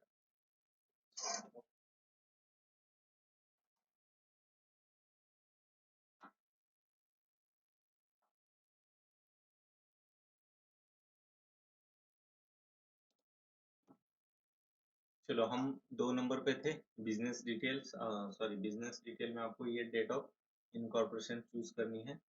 3 नंबर का ऑप्शन है एडिशनल डिटेल्स। एडिशनल डिटेल में आपको टोटल 4 ऑप्शन पूछेगा, ठीक है। सबसे पहला ऑप्शन है are you register with DIPP as a startup, मतलब स्टार्टअप इंडिया का आपके पास सर्टिफिकेट है। तो अगर आपके पास स्टार्टअप इंडिया का सर्टिफिकेट है तो आप उसको यस करिए। उसके बाद दूसरा है डू यू हैव उद्यम रजिस्ट्रेशन नंबर, तो MSME का सर्टिफिकेट अगर आपके पास है तो उसको यस करो, अगर नहीं है तो नो करो। तो यस और नो का सेम ऑप्शन आएगा इस तरीके से, देखो इसमें किस तरीके से यस और नो आ रहा है, तो ये सेम ऑप्शन आएंगे आपको। तो जिनके पास MSME सर्टिफिकेट है वो लोग यस करिए, जिनके पास MSME नहीं है वो नो कर देना। सेम स्टार्टअप का भी, जिनके पास स्टार्टअप इंडिया का सर्टिफिकेट है वो यस कर दीजिए, जिनके पास नहीं है वो नो कर दीजिए। तो जिन जिन लोगों ने नो किया है, जब आप अब फिलहाल के लिए अगर आपके पास नहीं है तो नो नो करके आप आगे सेव करके प्रोसीड करिए। जब आप बाद में MSME बनाओगे तो आप दोबारा उसको यस करके उसको अपडेट कर सकते हो। तो ऐसा कोई नहीं, तो आप नो कर दीजिए, जब आप बनाओगे MSME सर्टिफिकेट तब आप उसको जो है अपडेट कर सकते हो। फिलहाल के लिए वो जो है वो ये नहीं है, मतलब मैंडेटरी नहीं है। ये 2 ऑप्शन हो गए स्टार्टअप और उद्यम का। 3 नंबर का ऑप्शन है do you want to participate in bid, तो क्या आप टेंडर में पार्टिसिपेट करना चाहते हैं क्या? तो हमेशा इसमें आपको यस ही करना है क्योंकि आप टेंडर में पार्टिसिपेट करना चाहते हो, मतलब कभी ना कभी टेंडर में आप इन फ्यूचर पार्टिसिपेट करोगे ही, तो इसीलिए आपको हमेशा यहाँ पे यस करना है। इसके बाद do you want to opt GM say, ये एक्चुअली जो साय है GM साय का एक टर्म्स कंडीशन पे एक्चुअली आपको यहाँ पे मिल जाएंगे उनके। तो एक लोन की प्रोसेस थी, अभी एज सच इसके ऊपर कोई फ्यूचर अपडेट नहीं आए हैं GM के। तो ये GM साय का मतलब क्या होता है कि इसके थ्रू आपको लोन मिल जाएगा, साय लोन। ये GM ने ही स्टार्ट किया था क्योंकि काफी सारे सप्लायर थे, उनको वर्किंग कैपिटल का प्रॉब्लम आ रहा था, जो भी बिजनेस कर रहे टेंडरिंग या किसकी लाइन में, तो उनको वर्किंग कैपिटल का ये आ रहा था। वर्किंग कैपिटल का मतलब सामने से मान लीजिए आपको 1 करोड़ का ऑर्डर मिल गया, उसको सप्लाई देने के लिए आपके पास मिनिमम 1 करोड़ तो होनी ही चाहिए, जो जो भी प्रोडक्ट उनको चाहिए, क्योंकि बायर का जो पेमेंट होता है वो तुरंत नहीं आता, 1 महीना 2 महीना या 2 2 3 3 महीना कभी कभार आपको वेट करना पड़ता है। तो उस समय आपको थोड़ा वर्किंग कैपिटल का इशू आ सकता है, तो उस केस में आप वर्क ऑर्डर बेसिस पे आप ये GM से आप लोन भी ले सकते हैं। जैसे मान लीजिए इसमें कुछ परसेंटेज था, 100% नहीं, 80% आपको जो है कुछ वो पेमेंट मिल रहा था, इसमें है शायद नीचे। एक्चुअली क्या है, जैसे 1 करोड़ का आपको ऑर्डर मिल गया और उस वर्क ऑर्डर बेसिस पे आप 80% मतलब 80 लाख तक का लोन गवर्नमेंट से ले सकते हो उस वर्क ऑर्डर के अगेंस्ट। तो ये प्रोसेस थी बनाई, लेकिन अभी ये पूरा मतलब बंद है, या चाहे उसके ऊपर कोई अपडेट नहीं आए, या जिन जिन लोगों ने अप्लाई किया था उसके लिए उनका किसी एक का भी नहीं हुआ अभी तक, उसके ऊपर शायद कुछ काम चल रहा है। लेकिन ये सब लोन की प्रोसेस है, जो भी आपको मिलेगा वर्क ऑर्डर, उसके बेसिस पे आप गवर्नमेंट से लोन भी उठा सकते हैं। ठीक है, तो इसको नो करके छोड़ दीजिए, कोई अपडेट नहीं आया है इसके अंदर आज तक। अभी इसके अंदर कोई अपडेट आएंगे तो आपको यहाँ पे नीचे वो मेंशन होगा कि क्या क्या अपडेट आया है, किस तरीके से उसको ये कर। फिलहाल के लिए इसको नो कर दीजिए आप। ऊपर स्टार्टअप और एमएसएमई जिनके पास है वो यस करेंगे, बाकी नो करो। और इसमें हमेशा आपको यस करना है, do you want to participate in bid. तो ये हो गए आपके 3 पार्ट। इसके बाद चौथा पार्ट है यहाँ पे ऑफिस लोकेशन का। ऑफिस लोकेशन के ऊपर जैसे ही मैं क्लिक करता हूँ, यहाँ पे आपको अपना एड्रेस जो है वो ऐड करना है। जो भी ऑफिस का आपका लोकेशन है, एड्रेस है, वो आपको यहाँ पे बस ऐड करना है। इसमें 2 ऑप्शन है, एक देखो ये रजिस्टर एड्रेस है और दूसरा मैंने मैन्युफैक्चरिंग एड्रेस ऐड। एक एड्रेस मैंडेटरी है जो भी आपका रजिस्टर एड्रेस रहेगा, और नीचे के जो है एड्रेस मैन्युफैक्चरिंग, डीलिंग या गोडाउन, सर्विस सेंटर, जो भी आपका एड्रेस है वो ऑप्शनल है। ऑप्शनल एड्रेस को देखो यहाँ से डिलीट भी कर सकते हो, रजिस्टर एड्रेस को आप डिलीट नहीं कर सकते हो, यहाँ पे डिलीट कर सकते हो। तो जिन लोगों को यहाँ पे एड्रेस ऐड करना है, यहाँ पे ऊपर ऑप्शन है ऐड न्यू ऑफिस के, उसके ऊपर आप क्लिक करके एड्रेस ऐड कर सकते हो।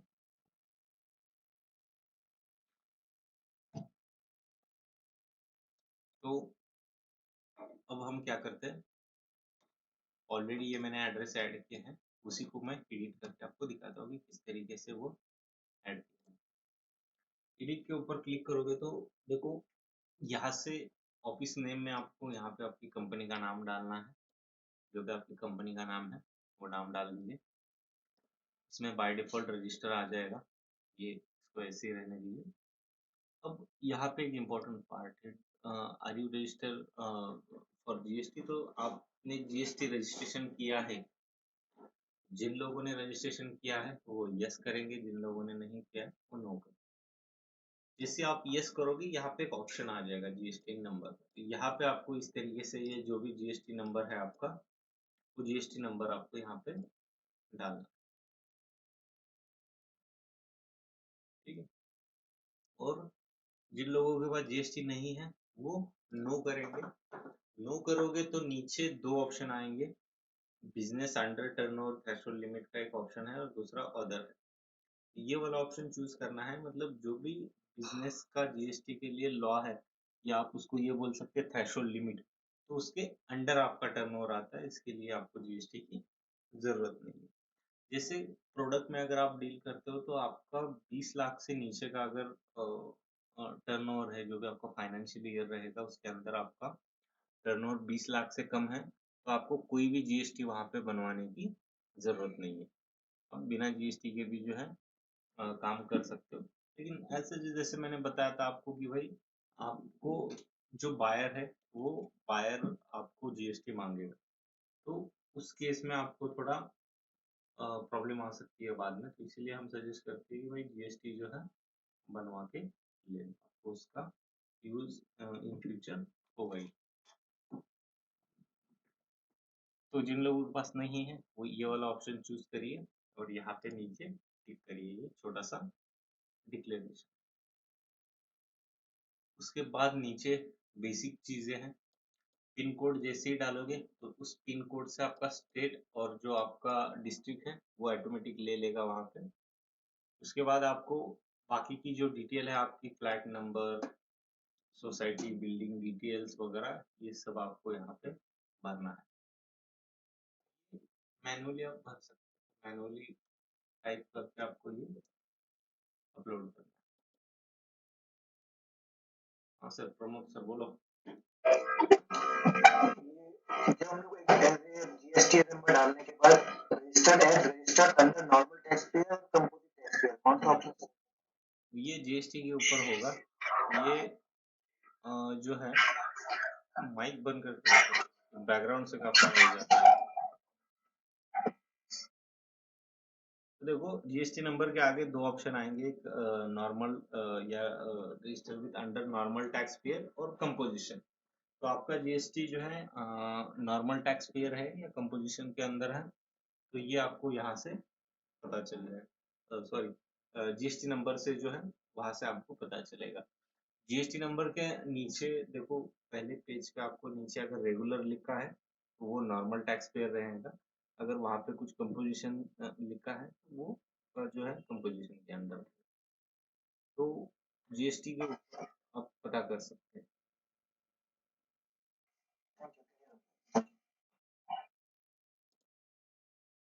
चाहे तो मैं दिखाता हूँ, शायद मेरे इसमें जीएसटी, हाँ यहाँ पे ये, यहाँ पे इस तरीके से अगर आपका रेगुलर लिखा है तो आपका जीएसटी जो है वो नॉर्मल टैक्स पेयर रहेंगे आप। यहाँ पे कंपोजिशन लिखा है तो ये कंपोजिशन में आएगा।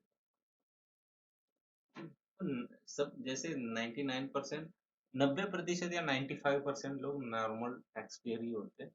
कुछ लोग कंपोजिशन के अंदर वो बाकी सब नॉर्मल टैक्स। तो हमारे पास नहीं है तो मैं नो कर लेता हूँ। बाकी नीचे पिन कोड डाल दीजिए, ये स्टेट डिस्ट्रिक्ट ले लेगा। बाकी ये सब आप अपने हिसाब से डाल दीजिए।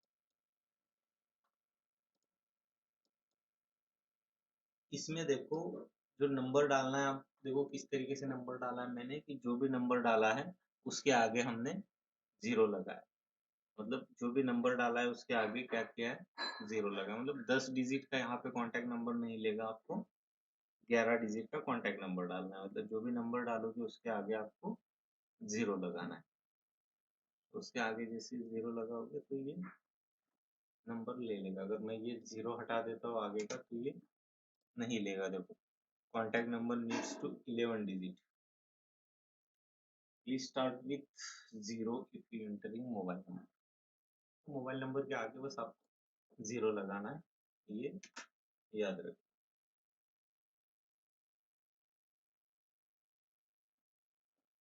उसके बाद यहाँ पे किस ईमेल एड्रेस के ऊपर क्लिक करोगे तो यहाँ से एक ईमेल आईडी आपको मिलेगा, इसके ऊपर टिक करना है, अपडेट सेव करना है। पहली बार अगर आप यहाँ पे एड्रेस डाल रहे हो तो उसके ऊपर एक वेरिफिकेशन कोड चला जाएगा मेल के ऊपर। वो डालने के बाद आपका पूरा एड्रेस जो है वो सेव हो जाएगा। और ये वही मेल आईडी है जो हम रजिस्ट्रेशन करते समय आपने डाला था, उसी मेल आईडी के ऊपर वो वेरिफिकेशन कोड चला जाएगा।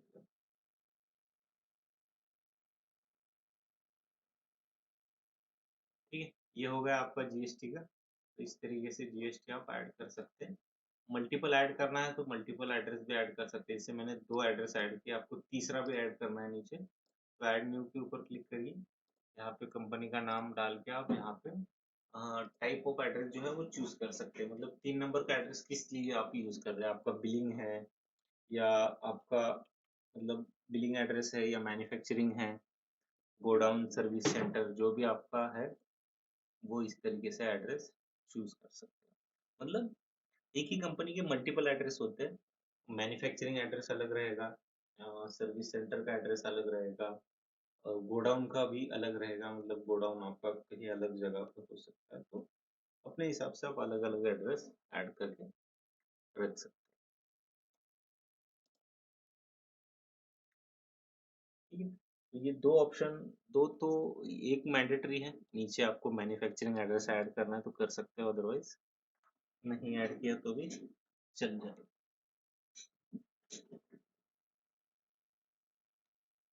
ठीक, ये हो गया हमारा ऑफिस लोकेशन का।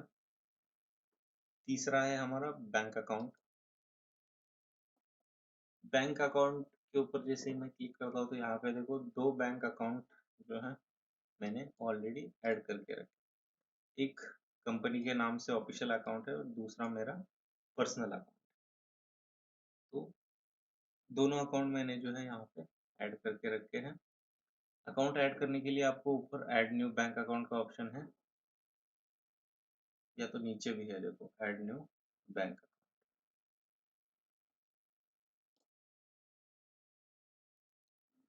तो यहाँ पे आपको जो भी उसका आईएफएससी कोड है वो इस तरीके से डालना है। जैसे कोड डालोगे, कोड सिलेक्ट करोगे तो ये बैंक का नाम और ये उसका एड्रेस जो है ऑटोमेटिक यहाँ पे ले। तो इस तरीके से आपको यहाँ पे आईएफएससी कोड डालना है, अकाउंट होल्डर का नाम डालना है, किस नाम से आपका अकाउंट है, और यहाँ पे आपको बैंक अकाउंट नंबर। तो यहाँ पे बैंक अकाउंट नंबर, यहाँ पे कंफर्म बैंक अकाउंट नंबर, ये इस तरीके से डाल दीजिए।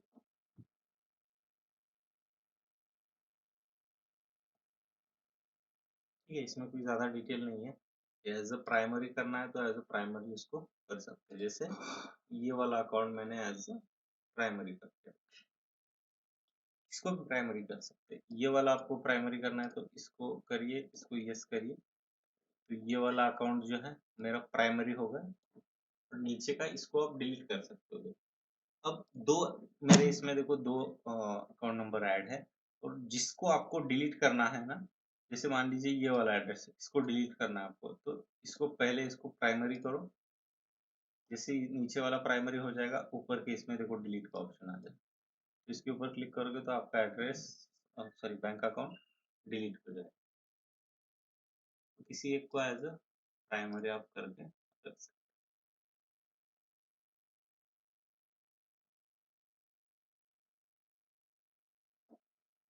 ठीक है, मल्टीपल अकाउंट भी आप यहाँ पे ऐड कर सकते हैं। इसके बाद ये पीएफएमएस का कोड है, तो ये कोड जनरेट हो जाता है जब भी आपका अकाउंट यहाँ पे होगा, तो उसका एक कोड जनरेट होगा जो पीएफएमएस पोर्टल के ऊपर भी रिफ्लेक्ट होगा। तो पीएफएमएस से अगर कोई पेमेंट होता है आपको, तो ये कोड उनको वहाँ पे रिफ्लेक्ट हो जाएगा पोर्टल, या तो ये कोड आप वहाँ पे डालोगे तो ऑटोमेटिक ये सारे अकाउंट डिटेल्स वहाँ पे पीएफएमएस पोर्टल के ऊपर आपको रिफ्लेक्ट होगा। मतलब वहाँ पे अकाउंट ऐड करने की जरूरत है, बस ये वाला कोड डाल दो वहाँ पे। जैसे ही ये वाला कोड डालोगे आप, तो ये उनको डायरेक्ट वहाँ पे आपके अकाउंट डिटेल्स ऑटोमेटिक डिस्प्ले हो।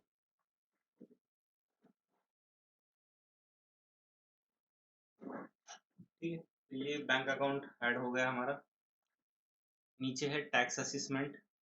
टैक्स असेसमेंट सबके लिए मैंडेटरी नहीं है, काफी सारे लोगों को ये टैक्स असेसमेंट का जो ऑप्शनल है वो मैंडेटरी में नहीं, नीचे यहाँ पे ऑप्शनल में मिलेगा। तो जो ऑप्शनल के नीचे आपको पार्ट आ रहा है वो आपको भरने की जरूरत नहीं है, वो सब ऑप्शनल रहेगा।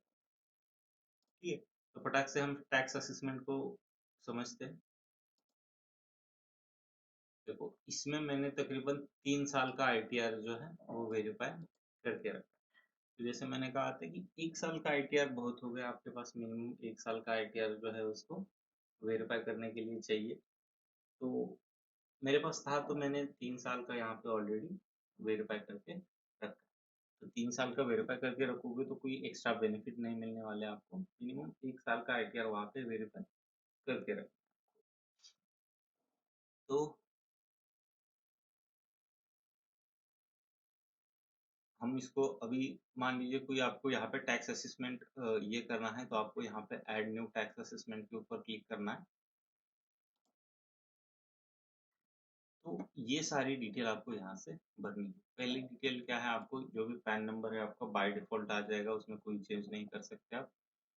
टाइप ऑफ आईटीआर जो भी रहेगा, तो इसमें आप आपका कौन सा आईटीआर आपने भरा है, आईटीआर 3 है, आईटीआर 4 है, 5 6 है, या जो भी आईटीआर का टाइप है वो चूज करिए आप।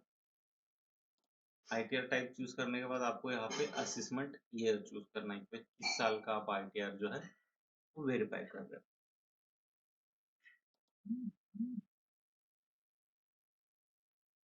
तो ये असेसमेंट ईयर मैंने चूज किया।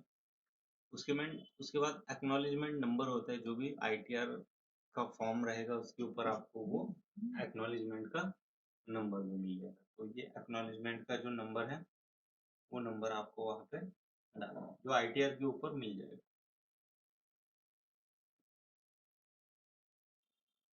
तो इस तरीके से ये एक्नॉलेजमेंट का नंबर रहेगा।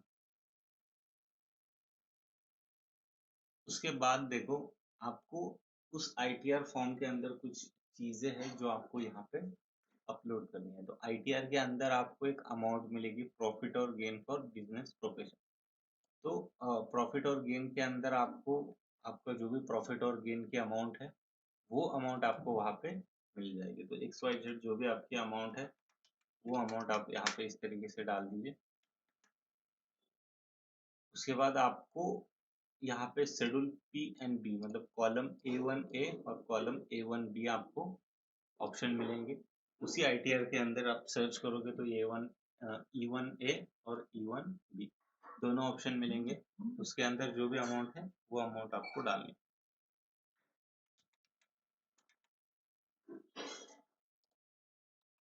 ठीक है, अब मैं जस्ट ऐसे ही कर रहा हूँ मैं। तो इस तरीके से ये अमाउंट आपको भरी जाती है। तो उसके लिए आपके पास सबसे पहले क्या होना चाहिए, आपका आईटीआर फॉर्म होना चाहिए। तो आईटीआर का फॉर्म जो होता है ना, वो बहुत सारे लोगों को कंफ्यूजन होता है कि जब आप आईटीआर भरते हो सीए से, तो वो एक पेज का एक्नॉलेजमेंट की कॉपी आपको भेज देगा सीए।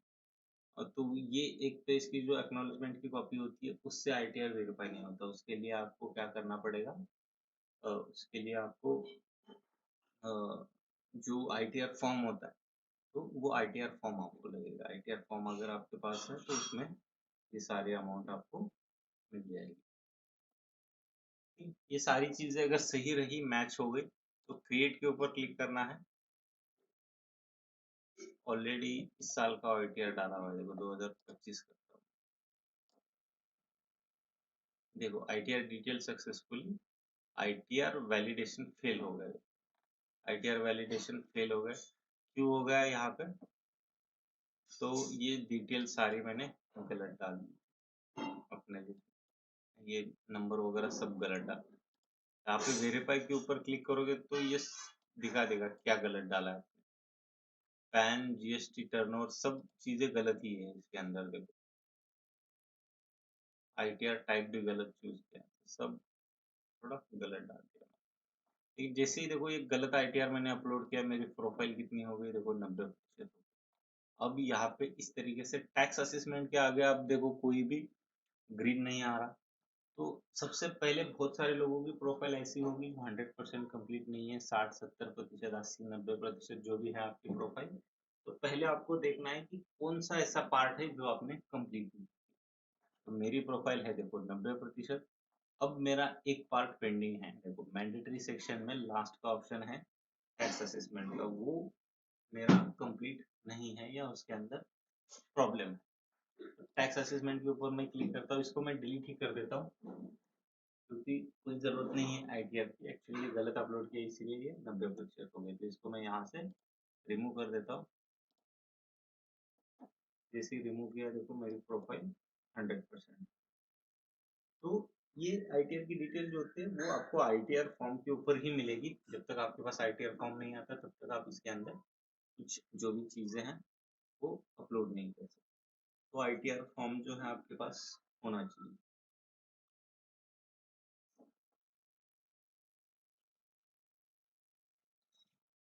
उसके बाद देखो ई इनवॉइसिंग है। ई इनवॉइस में आपको आपको यहाँ पे जो भी आपका मैक्सिमम टर्नओवर है 3 साल का, वो डालना है। तो अब ई इनवॉइस में बहुत सारे लोग सवाल पूछते हैं। मैंने कहा कि यहाँ पे 3 साल का आपको मैक्सिमम टर्नओवर डालना। तो बहुत सारे लोग यहाँ पे सवाल पूछेंगे कि कितनी अमाउंट डालनी है या कौन सी अमाउंट डालनी है यहाँ पे। तो कोई भी अमाउंट डालो, कोई फर्क नहीं पड़ता यहाँ पे। बस एक छोटा सा जो है वो डिक्लेरेशन है ये। कोई भी अमाउंट डालो यहाँ पे, जितने भी आपका टर्नओवर है, इसको यस करो, टिक करो और यहाँ पे गेट वेरिफिकेशन कोड के ऊपर क्लिक करके उसको वेरीफाई करो। तो इससे कोई प्रॉब्लम नहीं आएगी। बहुत सारे लोग सवाल पूछते हैं कि भाई 3 साल का मैक्सिमम टर्नओवर किस तरीके से काउंट करे, मेरे पास तो 2 साल का ही आईटीआर है, या 3 साल का टर्नओवर एग्जैक्ट हमें पता नहीं, कोई गलत अमाउंट डाल दी तो कोई प्रॉब्लम होगा क्या। तो कुछ प्रॉब्लम नहीं होगा, ये बस आपको एक छोटा सा डिक्लेरेशन है। तो डिक्लेरेशन किस चीज का है कि गवर्नमेंट पहले ही आपको पूछ रहा है कि अगर आप कंपनी का टर्नओवर आपका 5 करोड़ के ऊपर चला जाता है इन फ्यूचर, या अभी भी आपका 5 करोड़ के ऊपर टर्नओवर है, तो आपको क्या करना है कि जो गवर्नमेंट जीएसटी की, इनकम टैक्स की या जीएसटी के जो पोर्टल है, वहां पे जाके आपको जो है इनवॉइस बनानी है। तो जो भी जीएसटी की पोर्टल रहेगी वहां पे जाके आपको इनवॉइस बनानी है। ये बस छोटा सा डिक्लेरेशन है। ये डिक्लेरेशन इसलिए मांग रहा है क्योंकि आपका 5 करोड़ के ऊपर जब टर्नओवर जाएगा तो आपको जो इनवॉइस जनरेट करनी है वो जीएसटी पोर्टल से जनरेट करनी है। बस इतना ही उसका ये है। अगर 5 करोड़ के ऊपर भी जाओ और फिर भी जीएसटी इनवॉइस वहां से क्रिएट ना करो तो भी कोई प्रॉब्लम नहीं होगा। बस ये बस छोटा सा डिक्लेरेशन है कि जब आपका टर्नओवर 5 करोड़ के ऊपर चला जाएगा तो जीएसटी पोर्टल के ऊपर जाके आपको इनवॉइस जनरेट करनी है। छोटा सा डिक्लेरेशन है। इस अमाउंट में अगर कुछ प्लस माइनस हो गया तो भी कोई दिक्कत नहीं आएगी। ये अमाउंट 5 करोड़ के ऊपर या 5 करोड़ के नीचे रहा तो भी आपको कोई प्रॉब्लम नहीं आएगी। बस ये छोटा सा डिक्लेरेशन।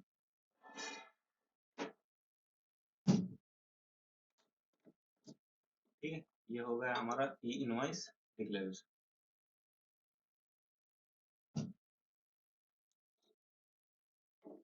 लास्ट का ऑप्शन है इसके नीचे है एमएसएमई।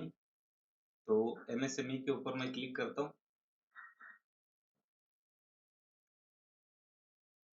तो देखो इस तरीके से आपको आपका उद्यम नंबर डालना है, उद्यम नंबर से लिंक मोबाइल नंबर डालना। अगर उद्यम नंबर और उससे लिंक मोबाइल नंबर सही रहा तो नीचे वेरीफाई करना है आपको। वेरीफाई जैसे ही करोगे आप तो ये आपकी कैटेगरी या बाकी की सारी चीजें या कब वेरीफाई किया आपने लास्ट, ये सब ऑटोमेटिक यहाँ पे आ जाए। तो बस आपको यहाँ पे उद्यम नंबर डालना है और मोबाइल नंबर डाल के उसको वेरीफाई करना। तो अब देखो अभी किसी ने पूछा था कि उनका उद्यम और ये बिजनेस जो है वो वेरीफाई नहीं हो रहा, तो स्पेलिंग अगर मिस्टेक रही तो अब देखो उद्यम सर्टिफिकेट के ऊपर जो आपका नाम है और इसमें जो नाम है, मैं आपको चाहे तो उद्यम सर्टिफिकेट मेरे पास है अभी, देखो ये मेरा उद्यम है, ठीक है, उद्यम सर्टिफिकेट है और इसमें मेरे कंपनी का नाम है देखो इंगल एंटरप्राइजेस। तो इसमें जैसे मैंने यहाँ पे उद्यम पे जो नाम डाला है वही नाम मेरे बिजनेस प्रोफेशन में है, देखो ये वाला नाम। इसमें कोई भी स्पेलिंग मिस्टेक नहीं है। जिस तरीके से यहाँ पे नाम है उसी तरीके से देखो यहाँ पे भी नाम है। तो इसमें कोई स्पेलिंग मिस्टेक या कोई एक्स्ट्रा वर्ड नहीं है उसके अंदर, तो उसकी वजह से ये तुरंत जो है मेरा एमएसएमई वेरीफाई हो गया। तो एमएसएमई वेरीफाई करने से पहले आप चेक करिए कि आपने जो जेम के ऊपर नाम डाला है कंपनी का और जो नाम एमएसएमई के ऊपर यहाँ पे डाला है वो मैच होता है क्या या सेम नाम है क्या। अगर कोई गलत है तो आप यहाँ का तो कभी भी एडिट नहीं कर सकते या इसको चेंज नहीं कर सकते जीएम का। आपके पास दूसरा ऑप्शन एक बचता है, वो बचता है कि भाई उद्यम की ये वेबसाइट है, इस वेबसाइट पे जाके यहाँ पे अपडेट डिटेल्स, देखो अपडेट एंड कैंसिल उद्यम का ऑप्शन आता है। तो यहाँ पे क्लिक करके आप अपना उद्यम सर्टिफिकेट जो है वो अपडेट कर सकते हैं। यहाँ पे आप उद्यम नंबर डालिए और लिंक मोबाइल नंबर डालिए, उसके ऊपर वो कोड आएगा। फिर आप क्या करिए, जो नाम है आपका वो यहाँ से चेंज करिए, मतलब जो नाम जेम के इस पे है वही नाम आप वहाँ पे एमएसए में मिले। तो ये आपका काम जो है टेम्पररी तो हो जाएगा, मतलब कोई कर भी नहीं सकते आप। अगर आपने डिपॉजिट वगैरह जेम के अंदर भरा है ऑलरेडी तो जो नाम यहाँ पे चल रहा है वही एमएसएमई पे डाल के आगे करो कंटिन्यू आप।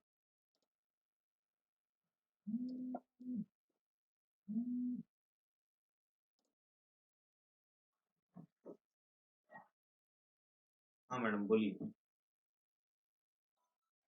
सर प्राइवेट लिमिटेड के लिए एमएससी नहीं आएगा। नहीं आएगा, प्राइवेट लिमिटेड के लिए एमएसएमई नहीं बनेगा, सिर्फ प्रोप्राइटर और फिर सर प्रोफाइल कंप्लीट कैसे दिखाएगा। नहीं, वो आपको ऑप्शन आएगा ही नहीं अगर आपकी इसमें टाइप ऑफ ये है क्या बोलते हैं कंपनी है यहाँ पे प्राइवेट लिमिटेड। हाँ तो यहाँ पे एडिशनल डिटेल में आपको ये वाला ऑप्शन आएगा ही नहीं, ये आएगा ही नहीं, ये यस भी नहीं आएगा, नो भी नहीं आएगा, ये ऑप्शन ऑटोमेटिक हट जाएगा वहां से। तो फिर इनमें से मेरा कोई सवाल नहीं।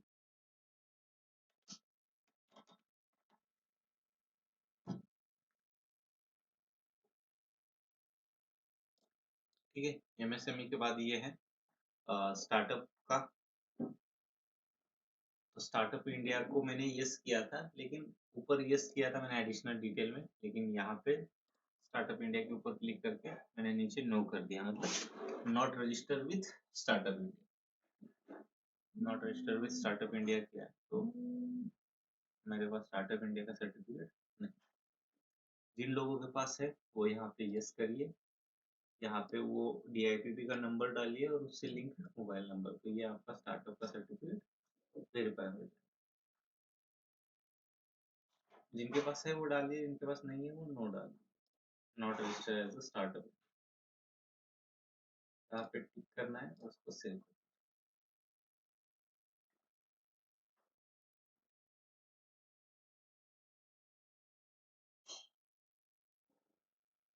दूसरा है बेनिफिशियल ओनरशिप कंप्लायंस।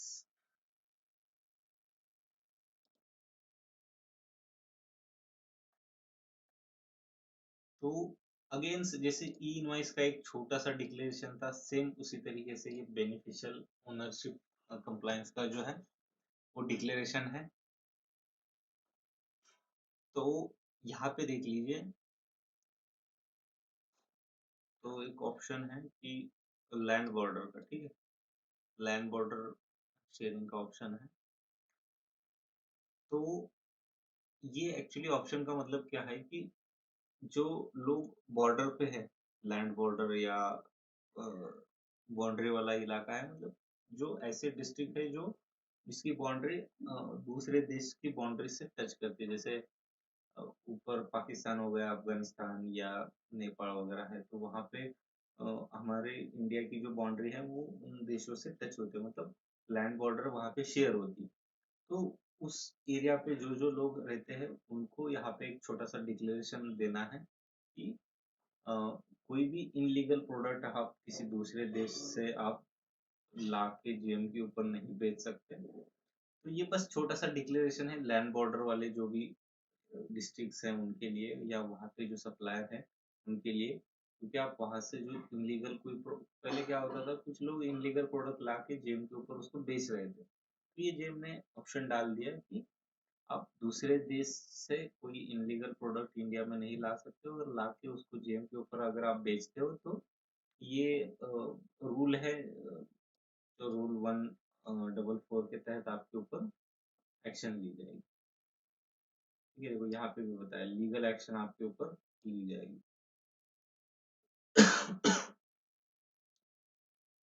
अगर कोई वैसे प्रोडक्ट का अगर आप ऑर्डर करते हैं तो ये आपका कॉन्ट्रैक्ट जो है वो टर्मिनेट हो जाएगा, और आपके ऊपर फर्दर लीगल एक्शन भी लिया जाएगा। मतलब ये कोई उसको सीरियस मत लो, कोई आप इनलीगल कोई प्रोडक्ट नहीं ला रहे किसी दूसरे देश से और वो जेब के ऊपर नहीं बेच रहे, तो ये ज्यादा दिमाग लगाने की यहाँ पे जरूरत। मुझे एक्स्ट्रा किसी को पढ़ना है उसके लिए तो यहाँ पे उसके टर्म्स कंडीशन भी दी है। 2023 का मिनिस्टर ऑफ फाइनेंस का जीआर है, देखो।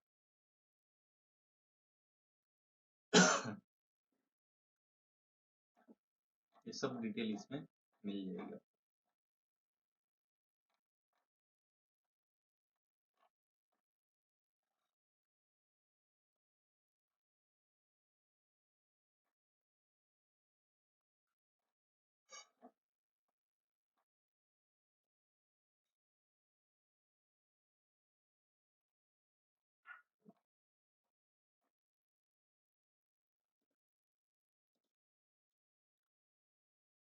ठीक है, तो चलो एक छोटा सा डिक्लेरेशन है, उसमें कोई यस नो का ऑप्शन है ही नहीं, आपको यहाँ पे टिक करना है और सेंड वेरिफिकेशन कोड करना है और उसको वेरीफाई करना है, इतना ही ऑप्शन है, दूसरा कोई इसमें है नहीं। तो ये हमारी जो पूरे सेक्शन है ये मैंडेटरी सेक्शन है। अगर इसके ऊपर आपको कुछ ये करना है तो मतलब ये मैंडेटरी सेक्शन है, आपको ये जब तक सारे पार्ट जो है वो कंप्लीट नहीं करते तब तक ये 100% प्रोफाइल नहीं होगी। ठीक है, तो सब मेरी ग्रीन है, मैं पहले यहाँ टिक करता हूँ और नीचे देखो मैंडेटरी के नीचे जो भी ऑप्शन है सारे ग्रीन, सारे ग्रीन है, इसका मतलब मेरी प्रोफाइल 100% कंप्लीट हो गई। तो इसमें और किसी को कुछ पूछना है, ये मैंडेटरी जो सेक्शन है इसमें कुछ पूछना चाहे तो आप पूछ सकते हो। नीचे जो है बाकी ऑप्शनल पार्ट है, इसमें आपको कुछ अपडेट करने की जरूरत नहीं। ऑप्शनल में लॉजिस्टिक है, जो काफी दिन से ये ऑप्शनल बंद है जेम के ऊपर। लॉजिस्टिक में इंडियन पोस्ट का ऑप्शन आएगा और इसको जब वेरीफाई करोगे तो एक एरर आएगा समथिंग वेंट रॉन्ग का। तो ये लॉजिस्टिक अभी एक्टिव नहीं है, ये जेम के ऊपर बंद ही है काफी दिनों से, 3-4 साल हो गए ये इसको अभी बंद ही है ऑप्शन, समथिंग वेंट रॉन्ग का ही एरर आया। ये ऑप्शनल है, इसको छोड़ दीजिए लॉजिस्टिक को। पैन नंबर तो मैंडेटरी नहीं है, यहाँ पे कोई ऑप्शनल है, प्राइवेट लिमिटेड कंपनी के लिए है। वो मैंडेटरी है कुछ कुछ इसमें, पहले देख लेना कि प्राइवेट लिमिटेड कंपनी है और 10 का ऑप्शन आपको यहाँ पे नीचे ऑप्शनल में आ रहा है या ऊपर मैंडेटरी में आ रहा है, तो उसके हिसाब से वो अपडेट करिए। बस यहाँ पे 10 नंबर डालना है, नेम एज पर 10, और उसको ऐड एंड वेरीफाई करिए तो ये वेरीफाई हो जाएगा। सी आपको वो नंबर सी के पास रहेगा, वो दे देगा। ठीक है, तो इस तरीके से जेएम के ऊपर जो है वो पूरी प्रोफाइल आपकी कंप्लीट की जाती है। 100% प्रोफाइल हो गई। और छोटे छोटे 2-3 ऑप्शन है नीचे। एक वेंडर असेसमेंट का है, इसको हम लास्ट लेक्चर में देखेंगे। वेंडर असेसमेंट का मतलब अगर किसी चीज का आप मैन्युफैक्चरर हो या मैन्युफैक्चर करते हो आप, तो यहाँ से आप क्या कर सकते हैं, वेंडर असेसमेंट के लिए रिक्वेस्ट डाल सकते हैं, या एज अ मैन्युफैक्चरर आप एज अ ओईएम रजिस्टर कर सकते हैं। ये इसको हम लास्ट लेक्चर में देखेंगे। सेलर पैनल, और इसको हम Q2 कैटेगरी के प्रोडक्ट लिस्ट करते समय देखेंगे। अब देखो अकाउंट सेटिंग। तो अकाउंट सेटिंग में आपको क्या क्या डिटेल है। सबसे पहला है ये किनका आधार कार्ड यूज किया है, ये इनका डिटेल आपको मिल जाएगी, नाम, मोबाइल नंबर और ये मेल आईडी। ठीक है, इसमें कुछ नहीं है। अपडेट करना है आधार कार्ड, तो यहाँ से आप अपडेट कर सकते हैं। काफी बार जो है आधार में कुछ चीजें अगर आप अपडेट करते हो, जैसे आधार से लिंक मोबाइल नंबर अगर आप चेंज करते हो, तो आप यहाँ पे अपडेट आधार के ऊपर क्लिक करके आप अपडेट करो, तो यहाँ से ये मोबाइल नंबर भी चेंज हो जाएगा। ठीक है, तो ये अपडेट आधार के ऊपर चेंज करके आप आधार अपडेट कर सकते हो। चेंज पासवर्ड का ऑप्शन है, वो इसमें यहाँ से आप करना है तो यहाँ से कर सकते हो, तो जीएम पोर्टल के ऊपर लॉगिन करते समय वहाँ पे नीचे ऑप्शन आता है रीसेट पासवर्ड का, तो वहाँ से आप पासवर्ड जो है उसका चेंज कर सकते हो। चेंज ईमेल, देखो मैंने कहा था आपको कि ईमेल आईडी आप कितनी भी बार जो है वहाँ से चेंज कर सकते हो, कोई मैटर नहीं। ये मेल आईडी है, इसको हटाना है और दूसरा मेल आईडी ऐड करना है। यहाँ पे मेल आईडी डालो, 2 बार सेम मेल आईडी डालना है, और सेंड वेरिफिकेशन कोड के ऊपर क्लिक करो। जो नया मेल आईडी डाला है नीचे आपने, उसके ऊपर अगेन वो कोड आएगा, वो कोड डालिए और आपका जो है वो वेरीफाई हो जाएगा। ये हो गया। इसके बाद लास्ट का ऑप्शन है क्लोज अकाउंट का। तो जिन लोगों ने जेएम के ऊपर डिपॉजिट नहीं भरा है आज तक, मतलब सिर्फ आईडी क्रिएट किया है या उनकी प्रोफाइल कंप्लीट नहीं है या डिपॉजिट नहीं भरा, तो उन लोगों को यहाँ पे ऑप्शन आएगा क्लोज अकाउंट का। तो क्लोज अकाउंट के ऊपर आप यहाँ पे क्लिक कर सकते हैं। जैसे आप क्लोज अकाउंट के ऊपर क्लिक करोगे तो आपका आईडी तुरंत डिलीट हो जाएगा, और तुरंत 5 मिनट बाद आप दूसरा आईडी मतलब उसको रिक्रिएट भी कर सकते हो। और वही क्रिएट कर सकते हैं मतलब जिन लोगों ने डिपॉजिट नहीं भरा या प्रोडक्ट लिस्ट नहीं किया अभी तक, वो लोग मतलब आपने आईडी क्रिएट किया है, प्रोफाइल आपकी कंप्लीट नहीं है, 70-80% ही है, तो आप उस आईडी को यहाँ से डिलीट कर सकते हो और नया आईडी जो है वो क्रिएट कर सकते हो। लेकिन अगर एक बार आपने जो है वहाँ पे डिपॉजिट भरा और कुछ प्रोडक्ट लिस्ट किए, या डिपॉजिट भरा, डिपॉजिट भरने के बाद प्रोडक्ट लिस्ट किया आपने, तो ये आईडी क्या होता है, डायरेक्ट डिलीट नहीं होगा। उसके लिए आपको अ, फिर कस्टमर केयर से बात करनी पड़ेगी, पूरा उसका फॉर्मेट रहेगा, उसमें ऊपर उनको मेल करना पड़ेगा, कम्युनिकेशन करना पड़ेगा, फिर 15 दिन बाद आपका आईडी क्लोज हो जाएगा। ठीक है, तो ये जिन लोगों को क्लोज करके नया क्रिएट करना है, तो ये काफ़ी थोड़ी लेंदी प्रोसेस है। 1 महीना चला जाएगा आईडी डिलीट होने में। उसके बाद तुरंत दूसरा आईडी क्रिएट कर सकते हैं या नहीं, एक बार आप कस्टमर केयर से वो बात कर लीजिए, क्योंकि कुछ कुछ लोगों को क्या होता है कि एक बार आईडी डिलीट किया तो फिर दूसरा आईडी क्रिएट करने के लिए 1-1 साल तक वेट करना पड़ा, तो वो भी शायद प्रॉब्लम आ सकती है। बहुत बार लोग, एक बार अगर आपने आईडी क्रिएट किया तो उस पैन कार्ड से दूसरा आईडी उनको क्रिएट करने नहीं दे रहा, तो ये कस्टमर केयर से एक बार बात करनी है आपको डिलीट करते समय ही, कि भाई एक बार डिलीट किया तो दूसरा हमें तुरंत क्रिएट करने दोगे या नहीं दोगे। तो ये क्लोज वगैरह अकाउंट करने से अच्छा है पहले ही, पहले स्टेप से ही आप सारी चीजें सही डालो, कोई स्पेलिंग मिस्टेक या कोई गलत चीज मत करो जिसके ऊपर आप प्रॉब्लम आ जाए, फिर बाद में वो डिलीट करने की नौबत ना आए आपको। ठीक, ये हो गया आपका अकाउंट क्लोज करने की यहाँ की प्रोसेस। उसके बाद नीचे का ऑप्शन है यूजर मैनेजमेंट का। तो यूजर मैनेजमेंट में देखो आप यहाँ से क्या कर सकते हो, मल्टीपल आईडी जो है वो क्रिएट कर सकते हो। मतलब कंपनी एक ही रहेगी, जो यूजर है या जो कंपनी है वो एक ही रहेगी। उसके नीचे आप क्या कर सकते हो, मल्टीपल या सब यूजर आईडी आप उसको बोल सकते हैं, या सेकेंडरी यूजर या आप उसको बोलो सब यूजर आईडी। तो इसका यूज उनके लिए होगा जो एक ही कंपनी के अंदर 3-4 लोग या मल्टीपल एम्प्लॉय काम करते हैं। तो मान लीजिए मेरी खुद की कंपनी और मेरी कंपनी के अंदर टोटल 4 लोग 5 लोग काम कर रहे हैं। तो चारों पांचों लोग जेम के ऊपर ही काम कर रहे हैं।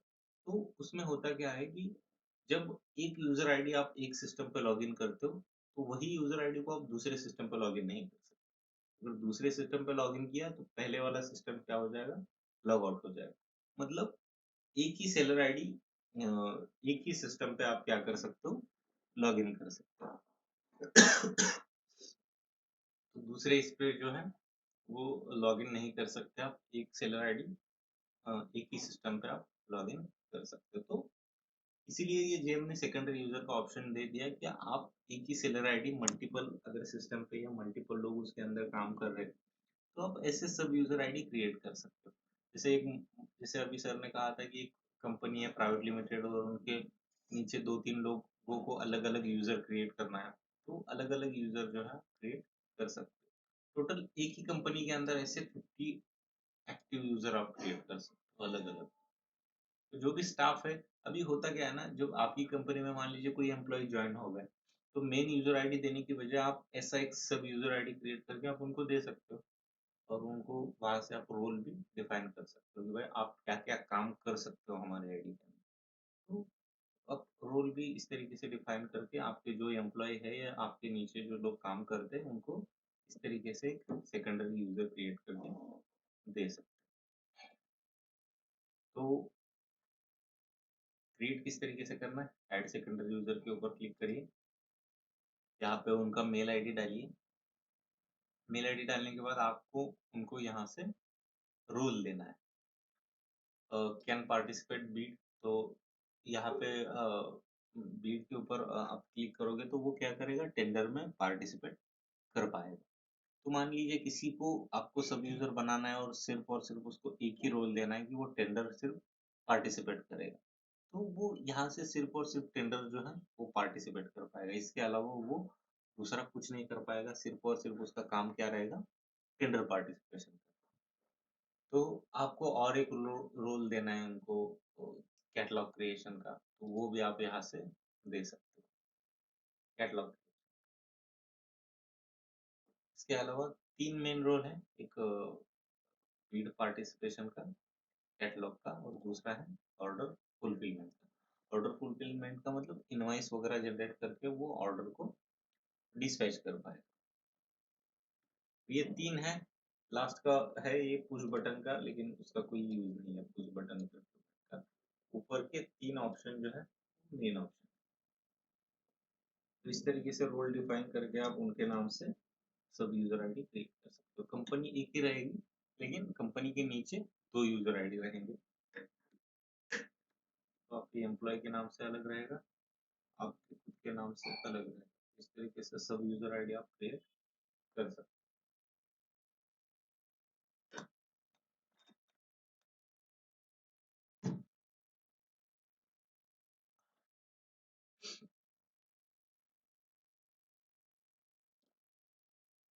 चलो तो बताओ पूरी प्रोफाइल, और इसमें किसी को कुछ डाउट है? रजिस्ट्रेशन का ये पूरा part, account setting, user management, इसमें आपको कुछ पूछना है, पूछ सकते हैं। हाँ सर, जोशी सर बोलो।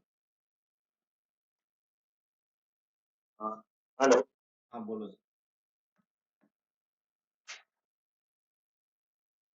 जी आवाज आ रही है हेलो, सर। आवाज आ रही है? हाँ आ रही है सर, बोलो।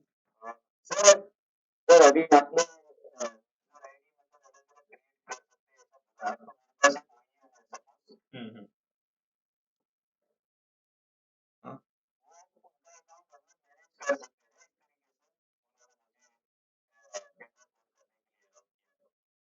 नहीं नहीं, मतलब ओईएम का मतलब क्या यूज करना है उसका, यही ये रोल है, उसी रोल में काम कर पाओगे या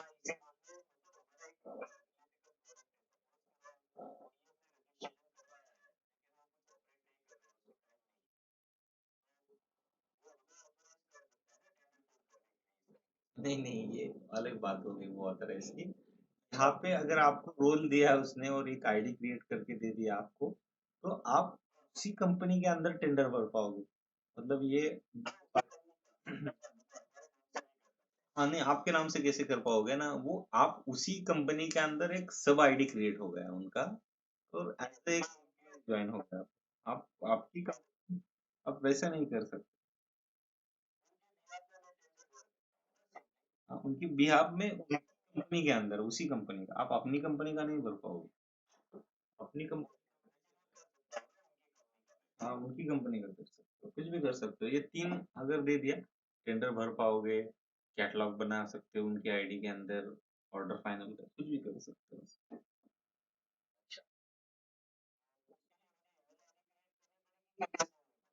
ये कोई भी एक ईमेल आईडी डाल दो यहाँ पे, उस ईमेल आईडी के ऊपर मेल आएगा आपको, आधार वेरीफाई कर लेना आपका, और आपके लिए एक सब यूजर आईडी क्रिएट हो जाएगा, तुरंत हो जाएगा।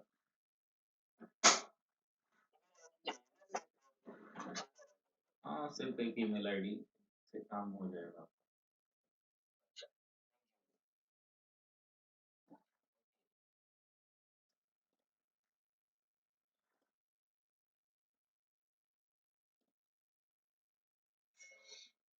चलो तो अब हम बात करते हैं डिपॉजिट के बारे में, जिसको बोलते हैं कॉशन मनी। तो जब भी आप कोई एज अ सेलर अगर जीएम के ऊपर आप आईडी क्रिएट करते हो, तो आपको क्या करना है वहां पे, डिपॉजिट भरना है। वो डिपॉजिट कितना भरना है वो मैं आपको अभी बताता हूँ। सबसे पहले आपको डिपॉजिट और इसके बारे में बताता हूँ मैं। जो जीएम के ऊपर डिपॉजिट रहेगा, वो लिमिट है उसकी, देखो अगर आपकी कंपनी का टर्नओवर जो है बिलो 1 से 1 CR है, तो आपको जो आपको डिपॉजिट भरना है वो भरना है 2000।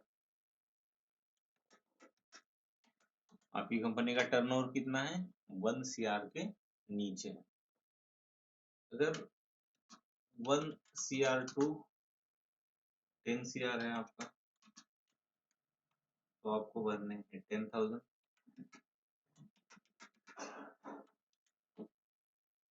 और 10 करोड़ प्लस है आपका टर्नओवर, तो आपको भरने हैं 25,000। ठीक है, तो ये क्या है, टर्नओवर लिमिट। ये काफी सारे लोग रहेंगे जिनका टर्नओवर 1 CR के नीचे रहेगा, तो उनको सिर्फ जो है 2000 ही भरने हैं। 1 CR to 10 CR 10,000 भरने हैं, और 10,000 के ऊपर अगर आपका टर्नओवर है तो आपको 25,000 डिपॉजिट जो है जेएम के ऊपर भरना है। तो ये डिपॉजिट की अमाउंट अभी कम की है जेएम ने, जो 2,000 रुपए की है जेएम ने। इससे पहले 5,000 डिपॉजिट था, तो रिवाइज करके जीएम ने उसको अभी 2,000 का डिपॉजिट जो है, जिन लोगों के पुराने रजिस्ट्रेशन रहेंगे उन्होंने पहले ही 5,000 भरे होंगे, जैसे मेरे आईडी में मैंने 5,000 पहले ही भर दिया। ठीक है, तो चलो अब इसमें मिलेगा एग्जम्पशन। एग्जम्पशन मतलब छूट मिलेगी। एग्जम्पशन किसको मिलेगा, देखो नीचे मैं लिख देता हूँ। कंपनी क्या होनी चाहिए, प्रोप्राइटरशिप होनी चाहिए, प्रोप्राइटर होनी चाहिए, या प्रोप्राइटरशिप होनी चाहिए। जिन लोगों की कंपनी प्रोप्राइटरशिप है, प्लस उसके साथ उनके पास क्या है, उद्यम है। उद्यम या इसको आप एमएसएमई भी बोल सकते हैं।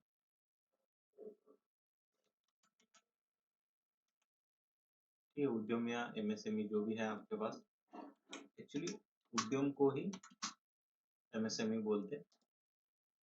और ये जो कंपनी के प्रोप्राइटर है या ओनर है वो लेडीज है, कोई वुमेन के नाम से कोई कंपनी है, तो आपको ये डिपॉजिट जो है वो नहीं भरना। ये तीनों चीजें एक साथ होनी चाहिए, मतलब प्रोप्राइटरशिप कंपनी होनी चाहिए और उस कंपनी की प्रोप्राइटर कोई लेडीज होनी चाहिए और उनके उनके उनका एमएसएमई या उद्यम का सर्टिफिकेट उन्होंने उनके पास होना चाहिए। अगर ये तीन चीजें अगर आपके पास है तो आपको ये डिपॉजिट नहीं भरना पड़ेगा, चाहे आपका लिमिट कितना ही हो या टर्नओवर चाहे कितना भी हो, आपको ये डिपॉजिट जो है वो नहीं भरना है, उसमें आपको मिलेगी छूट। प्रोप्राइटरशिप कंपनी, एमएसएमई सर्टिफिकेट और लेडीज के नाम से वो कंपनी होनी चाहिए, जो भी प्रोप्राइटर है वो लेडीज होनी चाहिए, तो आपको क्या मिलेगा उसमें छूट मिलेगी, ये डिपॉजिट आपको नहीं भरना पड़ेगा।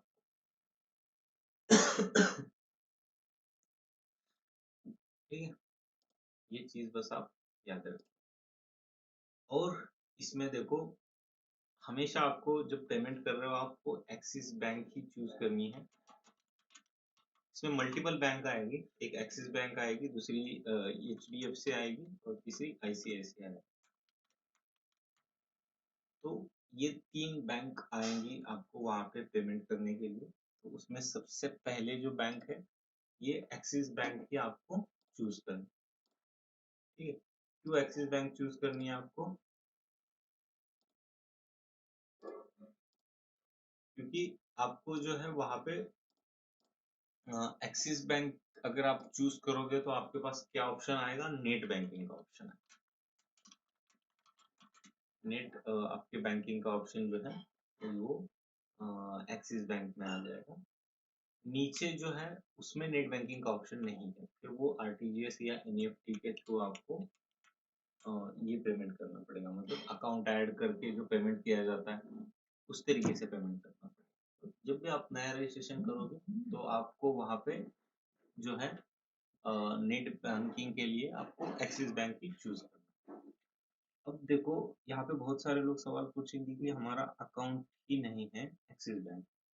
तो भले ही आपका अकाउंट एक्सिस बैंक में हो या ना हो उससे कोई फर्क नहीं पड़ता। अ, आपको जो है यहाँ पे एक्सिस बैंक ही चूज करना है। ठीक है, भले ही आपका अकाउंट उस बैंक में हो ना हो कोई फर्क नहीं पड़ता। आपको जो चूज करना है वो अ, आपको एक्सिस बैंक ही चूज करना है। तो एक्सिस बैंक चूज करोगे तो नेट बैंकिंग की लिस्ट में आपको मल्टीपल बैंक की पूरी लिस्ट ही मिल जाएगी।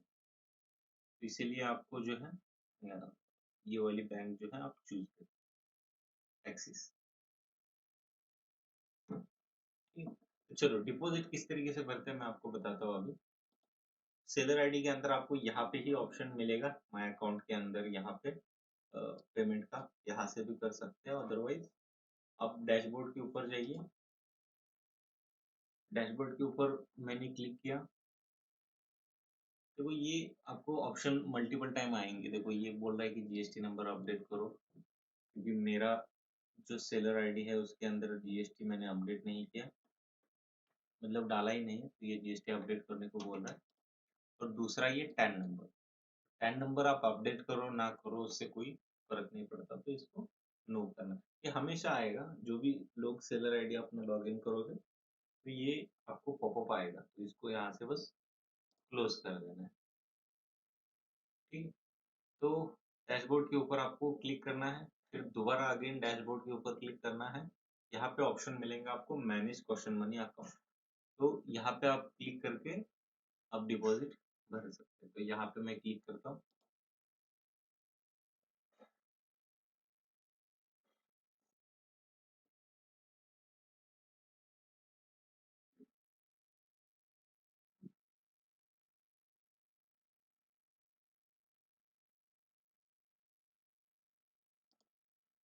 तो यहाँ पे एक्चुअली एक बैंक सेलेक्ट करने का ऑप्शन आता है यहाँ पे ऊपर। अब ऑलरेडी मैंने इसके ऊपर पेमेंट वगैरह भरा है तो मेरे इसमें नहीं आ रहा, तो गलती से मैंने एक्चुअली एचडीएफसी चूज किया था। लेकिन आप जब बैंक चूज करोगे तो आप एक्सिस बैंक चूज करना, क्योंकि एक्सिस चूज किए तो आपको नेट बैंकिंग के मल्टीपल ऑप्शन मिलेंगे, उसके थ्रू आप पेमेंट जो कर सकते हो। तो ये अकाउंट नंबर है, वर्चुअल अकाउंट नंबर होता है, ये अकाउंट नंबर है, बैंक नेम है और ये उसका IFSC कोड है। तो अब नेट बैंकिंग के अंदर जाके आप इसके अंदर अकाउंट ऐड करके पेमेंट जो है वो ट्रांसफर कर सकते हैं। अगर HDFC और ICICI चूज करते हो तो नेट बैंकिंग में इसमें जाके अकाउंट ऐड करके फिर ट्रांसफर करना पड़ेगा। ये थ्रेशोल्ड लिमिट आपको नजर आएगी, तो मेरी इसमें 5,000 थ्रेशोल्ड लिमिट आ रही है क्योंकि ये काफी 2-3 साल पहले आईडी क्रिएट किया था, तो उस समय डिपॉजिट जो है 5,000 ही था। अब ये थ्रेशोल्ड लिमिट या जो भी लिमिट है ये कम कर दिया है, इसको किया है 2,000 रुपये।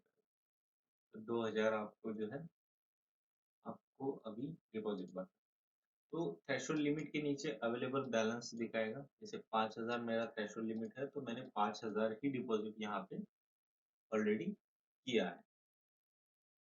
तो यहाँ पे आपको जो भी थ्रेशोल्ड लिमिट है उतना डिपॉजिट आपको यहाँ पे ये करना। अपडेट बैलेंस के ऊपर क्लिक करोगे तो ये सब अपडेट हो जाएगा या रिफ्रेश हो जाएगा पूरा। 2 नंबर का ऑप्शन है रिकैलकुलेट थ्रेशोल्ड लिमिट, तो ये दोबारा रिफ्रेश हो जाएगा या रिकैलकुलेट हो जाएगा। 3 नंबर का ऑप्शन है देखो generate challan and view state, तो इसके ऊपर अभी ये ब्लर हो रहा है एक्चुअली, इसके ऊपर क्लिक करके आप यहाँ से उसका चालान भी डाउनलोड कर सकते हैं।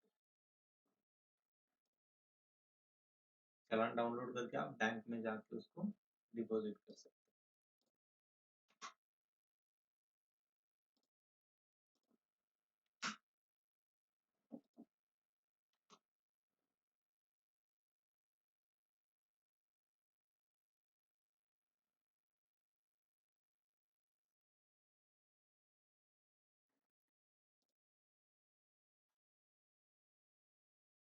अब ये शायद तो ये नहीं हो रहा, रिफ्रेश नहीं हो रहा।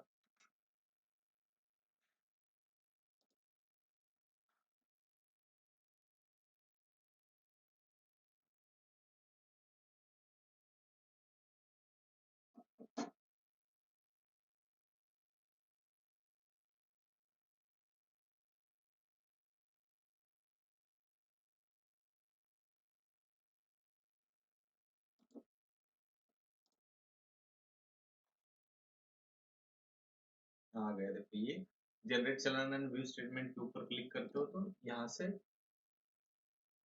एक नया पेज ओपन होगा। एक्चुअली फिर से अगेन बैंक का कुछ इश्यू है।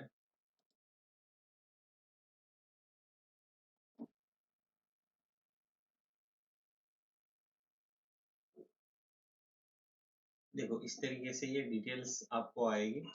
यहाँ पे डाउनलोड चालान के ऊपर क्लिक करके एक PDF डाउनलोड होगी और यहाँ पे आपको अमाउंट डालनी है, कितना डिपॉजिट है। जैसे मेरी इसमें 5,000 है, अभी अगर आप रजिस्ट्रेशन करोगे 2,000 डिपॉजिट, जो भी अमाउंट है डिपॉजिट की वो डालिए और डाउनलोड के ऊपर क्लिक। यहाँ से एक चालान डाउनलोड होगा।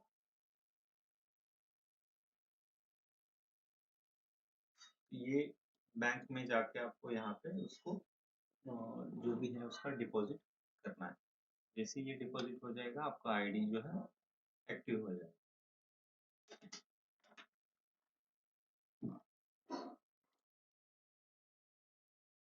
ठीक है, ये जब तक आप डिपॉजिट नहीं भरते तब तक आपका आईडी एक्टिव नहीं होगा। जैसे ही आप डिपॉजिट भरोगे आपका आईडी एक्टिव होगा। तो डिपॉजिट भरने के बाद आपको सीधा सीधा यहाँ पे माय अकाउंट के अंदर आ जाएगा कि your ID is, your profile is complete, मतलब आगे आप कैटलॉग वगैरह जो भी क्रिएट है वो कर सकते हो। You have complete your profile, you can create catalogue now, तो ये कैटलॉग यहाँ से जो है कंप्लीट कर सकते।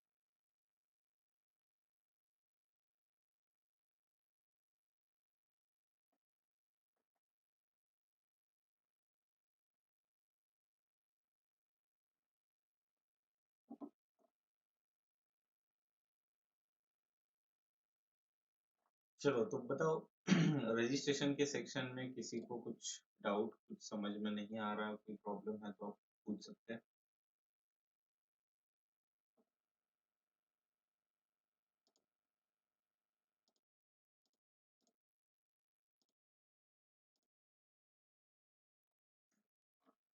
ये समझ में तो आ रहा है आप सबको जो पढ़ा रहा हूँ मैं?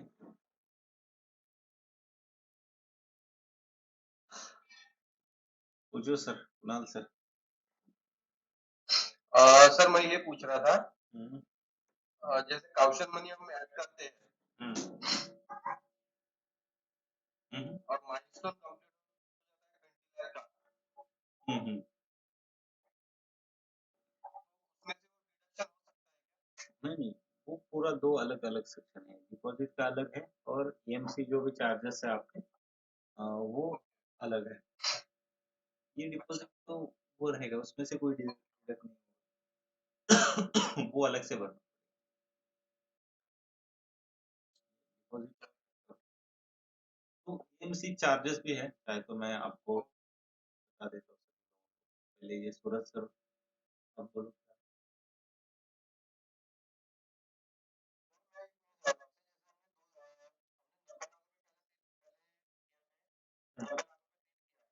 हम्म,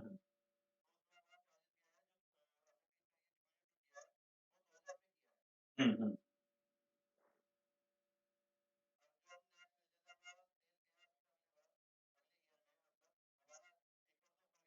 हम्म। डिपॉजिट एक ही बार करना है सर। उसके बाद एएमसी चार्जेस है, ते ये एक ही बार भरना है और ये वन टाइम है। और चाहे तो मैं यहाँ पे दिखता तो ये रिफंडेबल है। ठीक है, ये रिफंड भी मिलेगा जब इन फ्यूचर आप जो है क्या बोलते हैं उसको, आईडी बंद करोगे अपना, जेम के ऊपर आपका सेलर आईडी क्लोज करोगे तो ये अमाउंट वापस भी मिलेगा। जो भी डिपॉजिट है वो आपको इन फ्यूचर वापस मिलेगा, ये रिफंडेबल अमाउंट है। आप जो बात कर रहे हैं वो बात कर रहे हैं ईएमसी चार्जेस के बारे में। ठीक है, तो जेएम के ऊपर जो भी एनुअल माइलस्टोन चार्जेस होते हैं, तो वो क्या होता है कि एक फाइनेंशियल ईयर के अंदर अगर आपका टर्नओवर 20 लाख के ऊपर चला जाता है, एक फाइनेंशियल ईयर के अंदर जो भी आपका टर्नओवर 20 लाख के ऊपर चला जाता है, तो आपको 10,000 रुपये आपको as AMC charges, milestone charges के थ्रू आपको 10,000 रुपये उसके चार्जेस है, प्लस उसके ऊपर 18% जीएसटी से 11,800 ये अमाउंट आपको पे कर गवर्नमेंट, मतलब जेएम पोर्टल। जेएम पोर्टल और ये जो 20 लाख का टर्नओवर मैंने कहा है वो सिर्फ जेएम पोर्टल का, मतलब अब ऑफलाइन में आप कितना भी चाहे टर्नओवर हो आपका, वो मैटर। तो जेएम के ऊपर, हाँ, सिर्फ जेएम पोर्टल के ऊपर 20 लाख के ऊपर टर्नओवर चला गया आपका, 20 लाख से एक फाइनेंशियल ईयर के अंदर 20 लाख से ज्यादा आपको ऑर्डर मिल गए, तो ये 11,800 रुपये एज माइलस्टोन चार्जेस या मेंटेनेंस या जो भी आप कहें उसे, गवर्नमेंट 11,800 रुपये देने हैं। लेकिन उसके बाद 1 CR के आगे और टर्नओवर चला जाता है आपको, तो भी आपको कुछ और चार्जेस आपको भरने हैं। उसमें देखो 0 पॉइंट समथिंग कुछ वन, या मुझे एग्जैक्ट याद नहीं आ रहा, वो आपको अमाउंट उसकी भरनी है एक 1 CR के ऊपर जब टर्नओवर जाएगा तब। तो वो तब भी आपको वो ईएमसी चार्जेस ऑटोमेटिक वहाँ पे इनवाइस जनरेट करने से पहले आ जाएगा। वो एक बार उसको ईएमसी को आप देख लीजिए कितना है। इसको रिवाइज हुआ था मेरे पास, अभी उसके अपडेट नहीं है। पहले तो पर ऑर्डर के ऊपर 0.1% ले रहा था, अभी उसको थोड़ा एक बार रिवाइज करिए, चाहे तो मैंने भी उसके ऊपर अपडेट मिली। हाँ, एक बार देखना।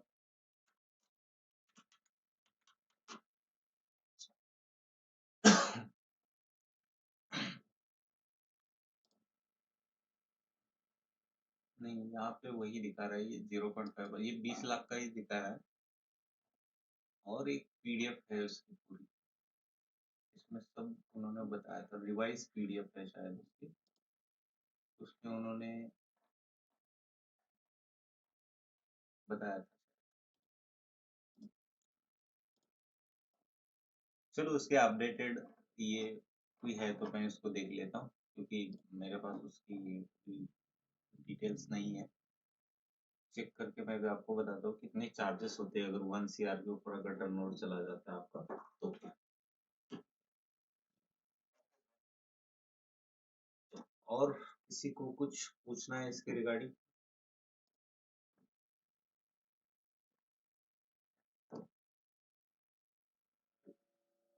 चलो तो मैं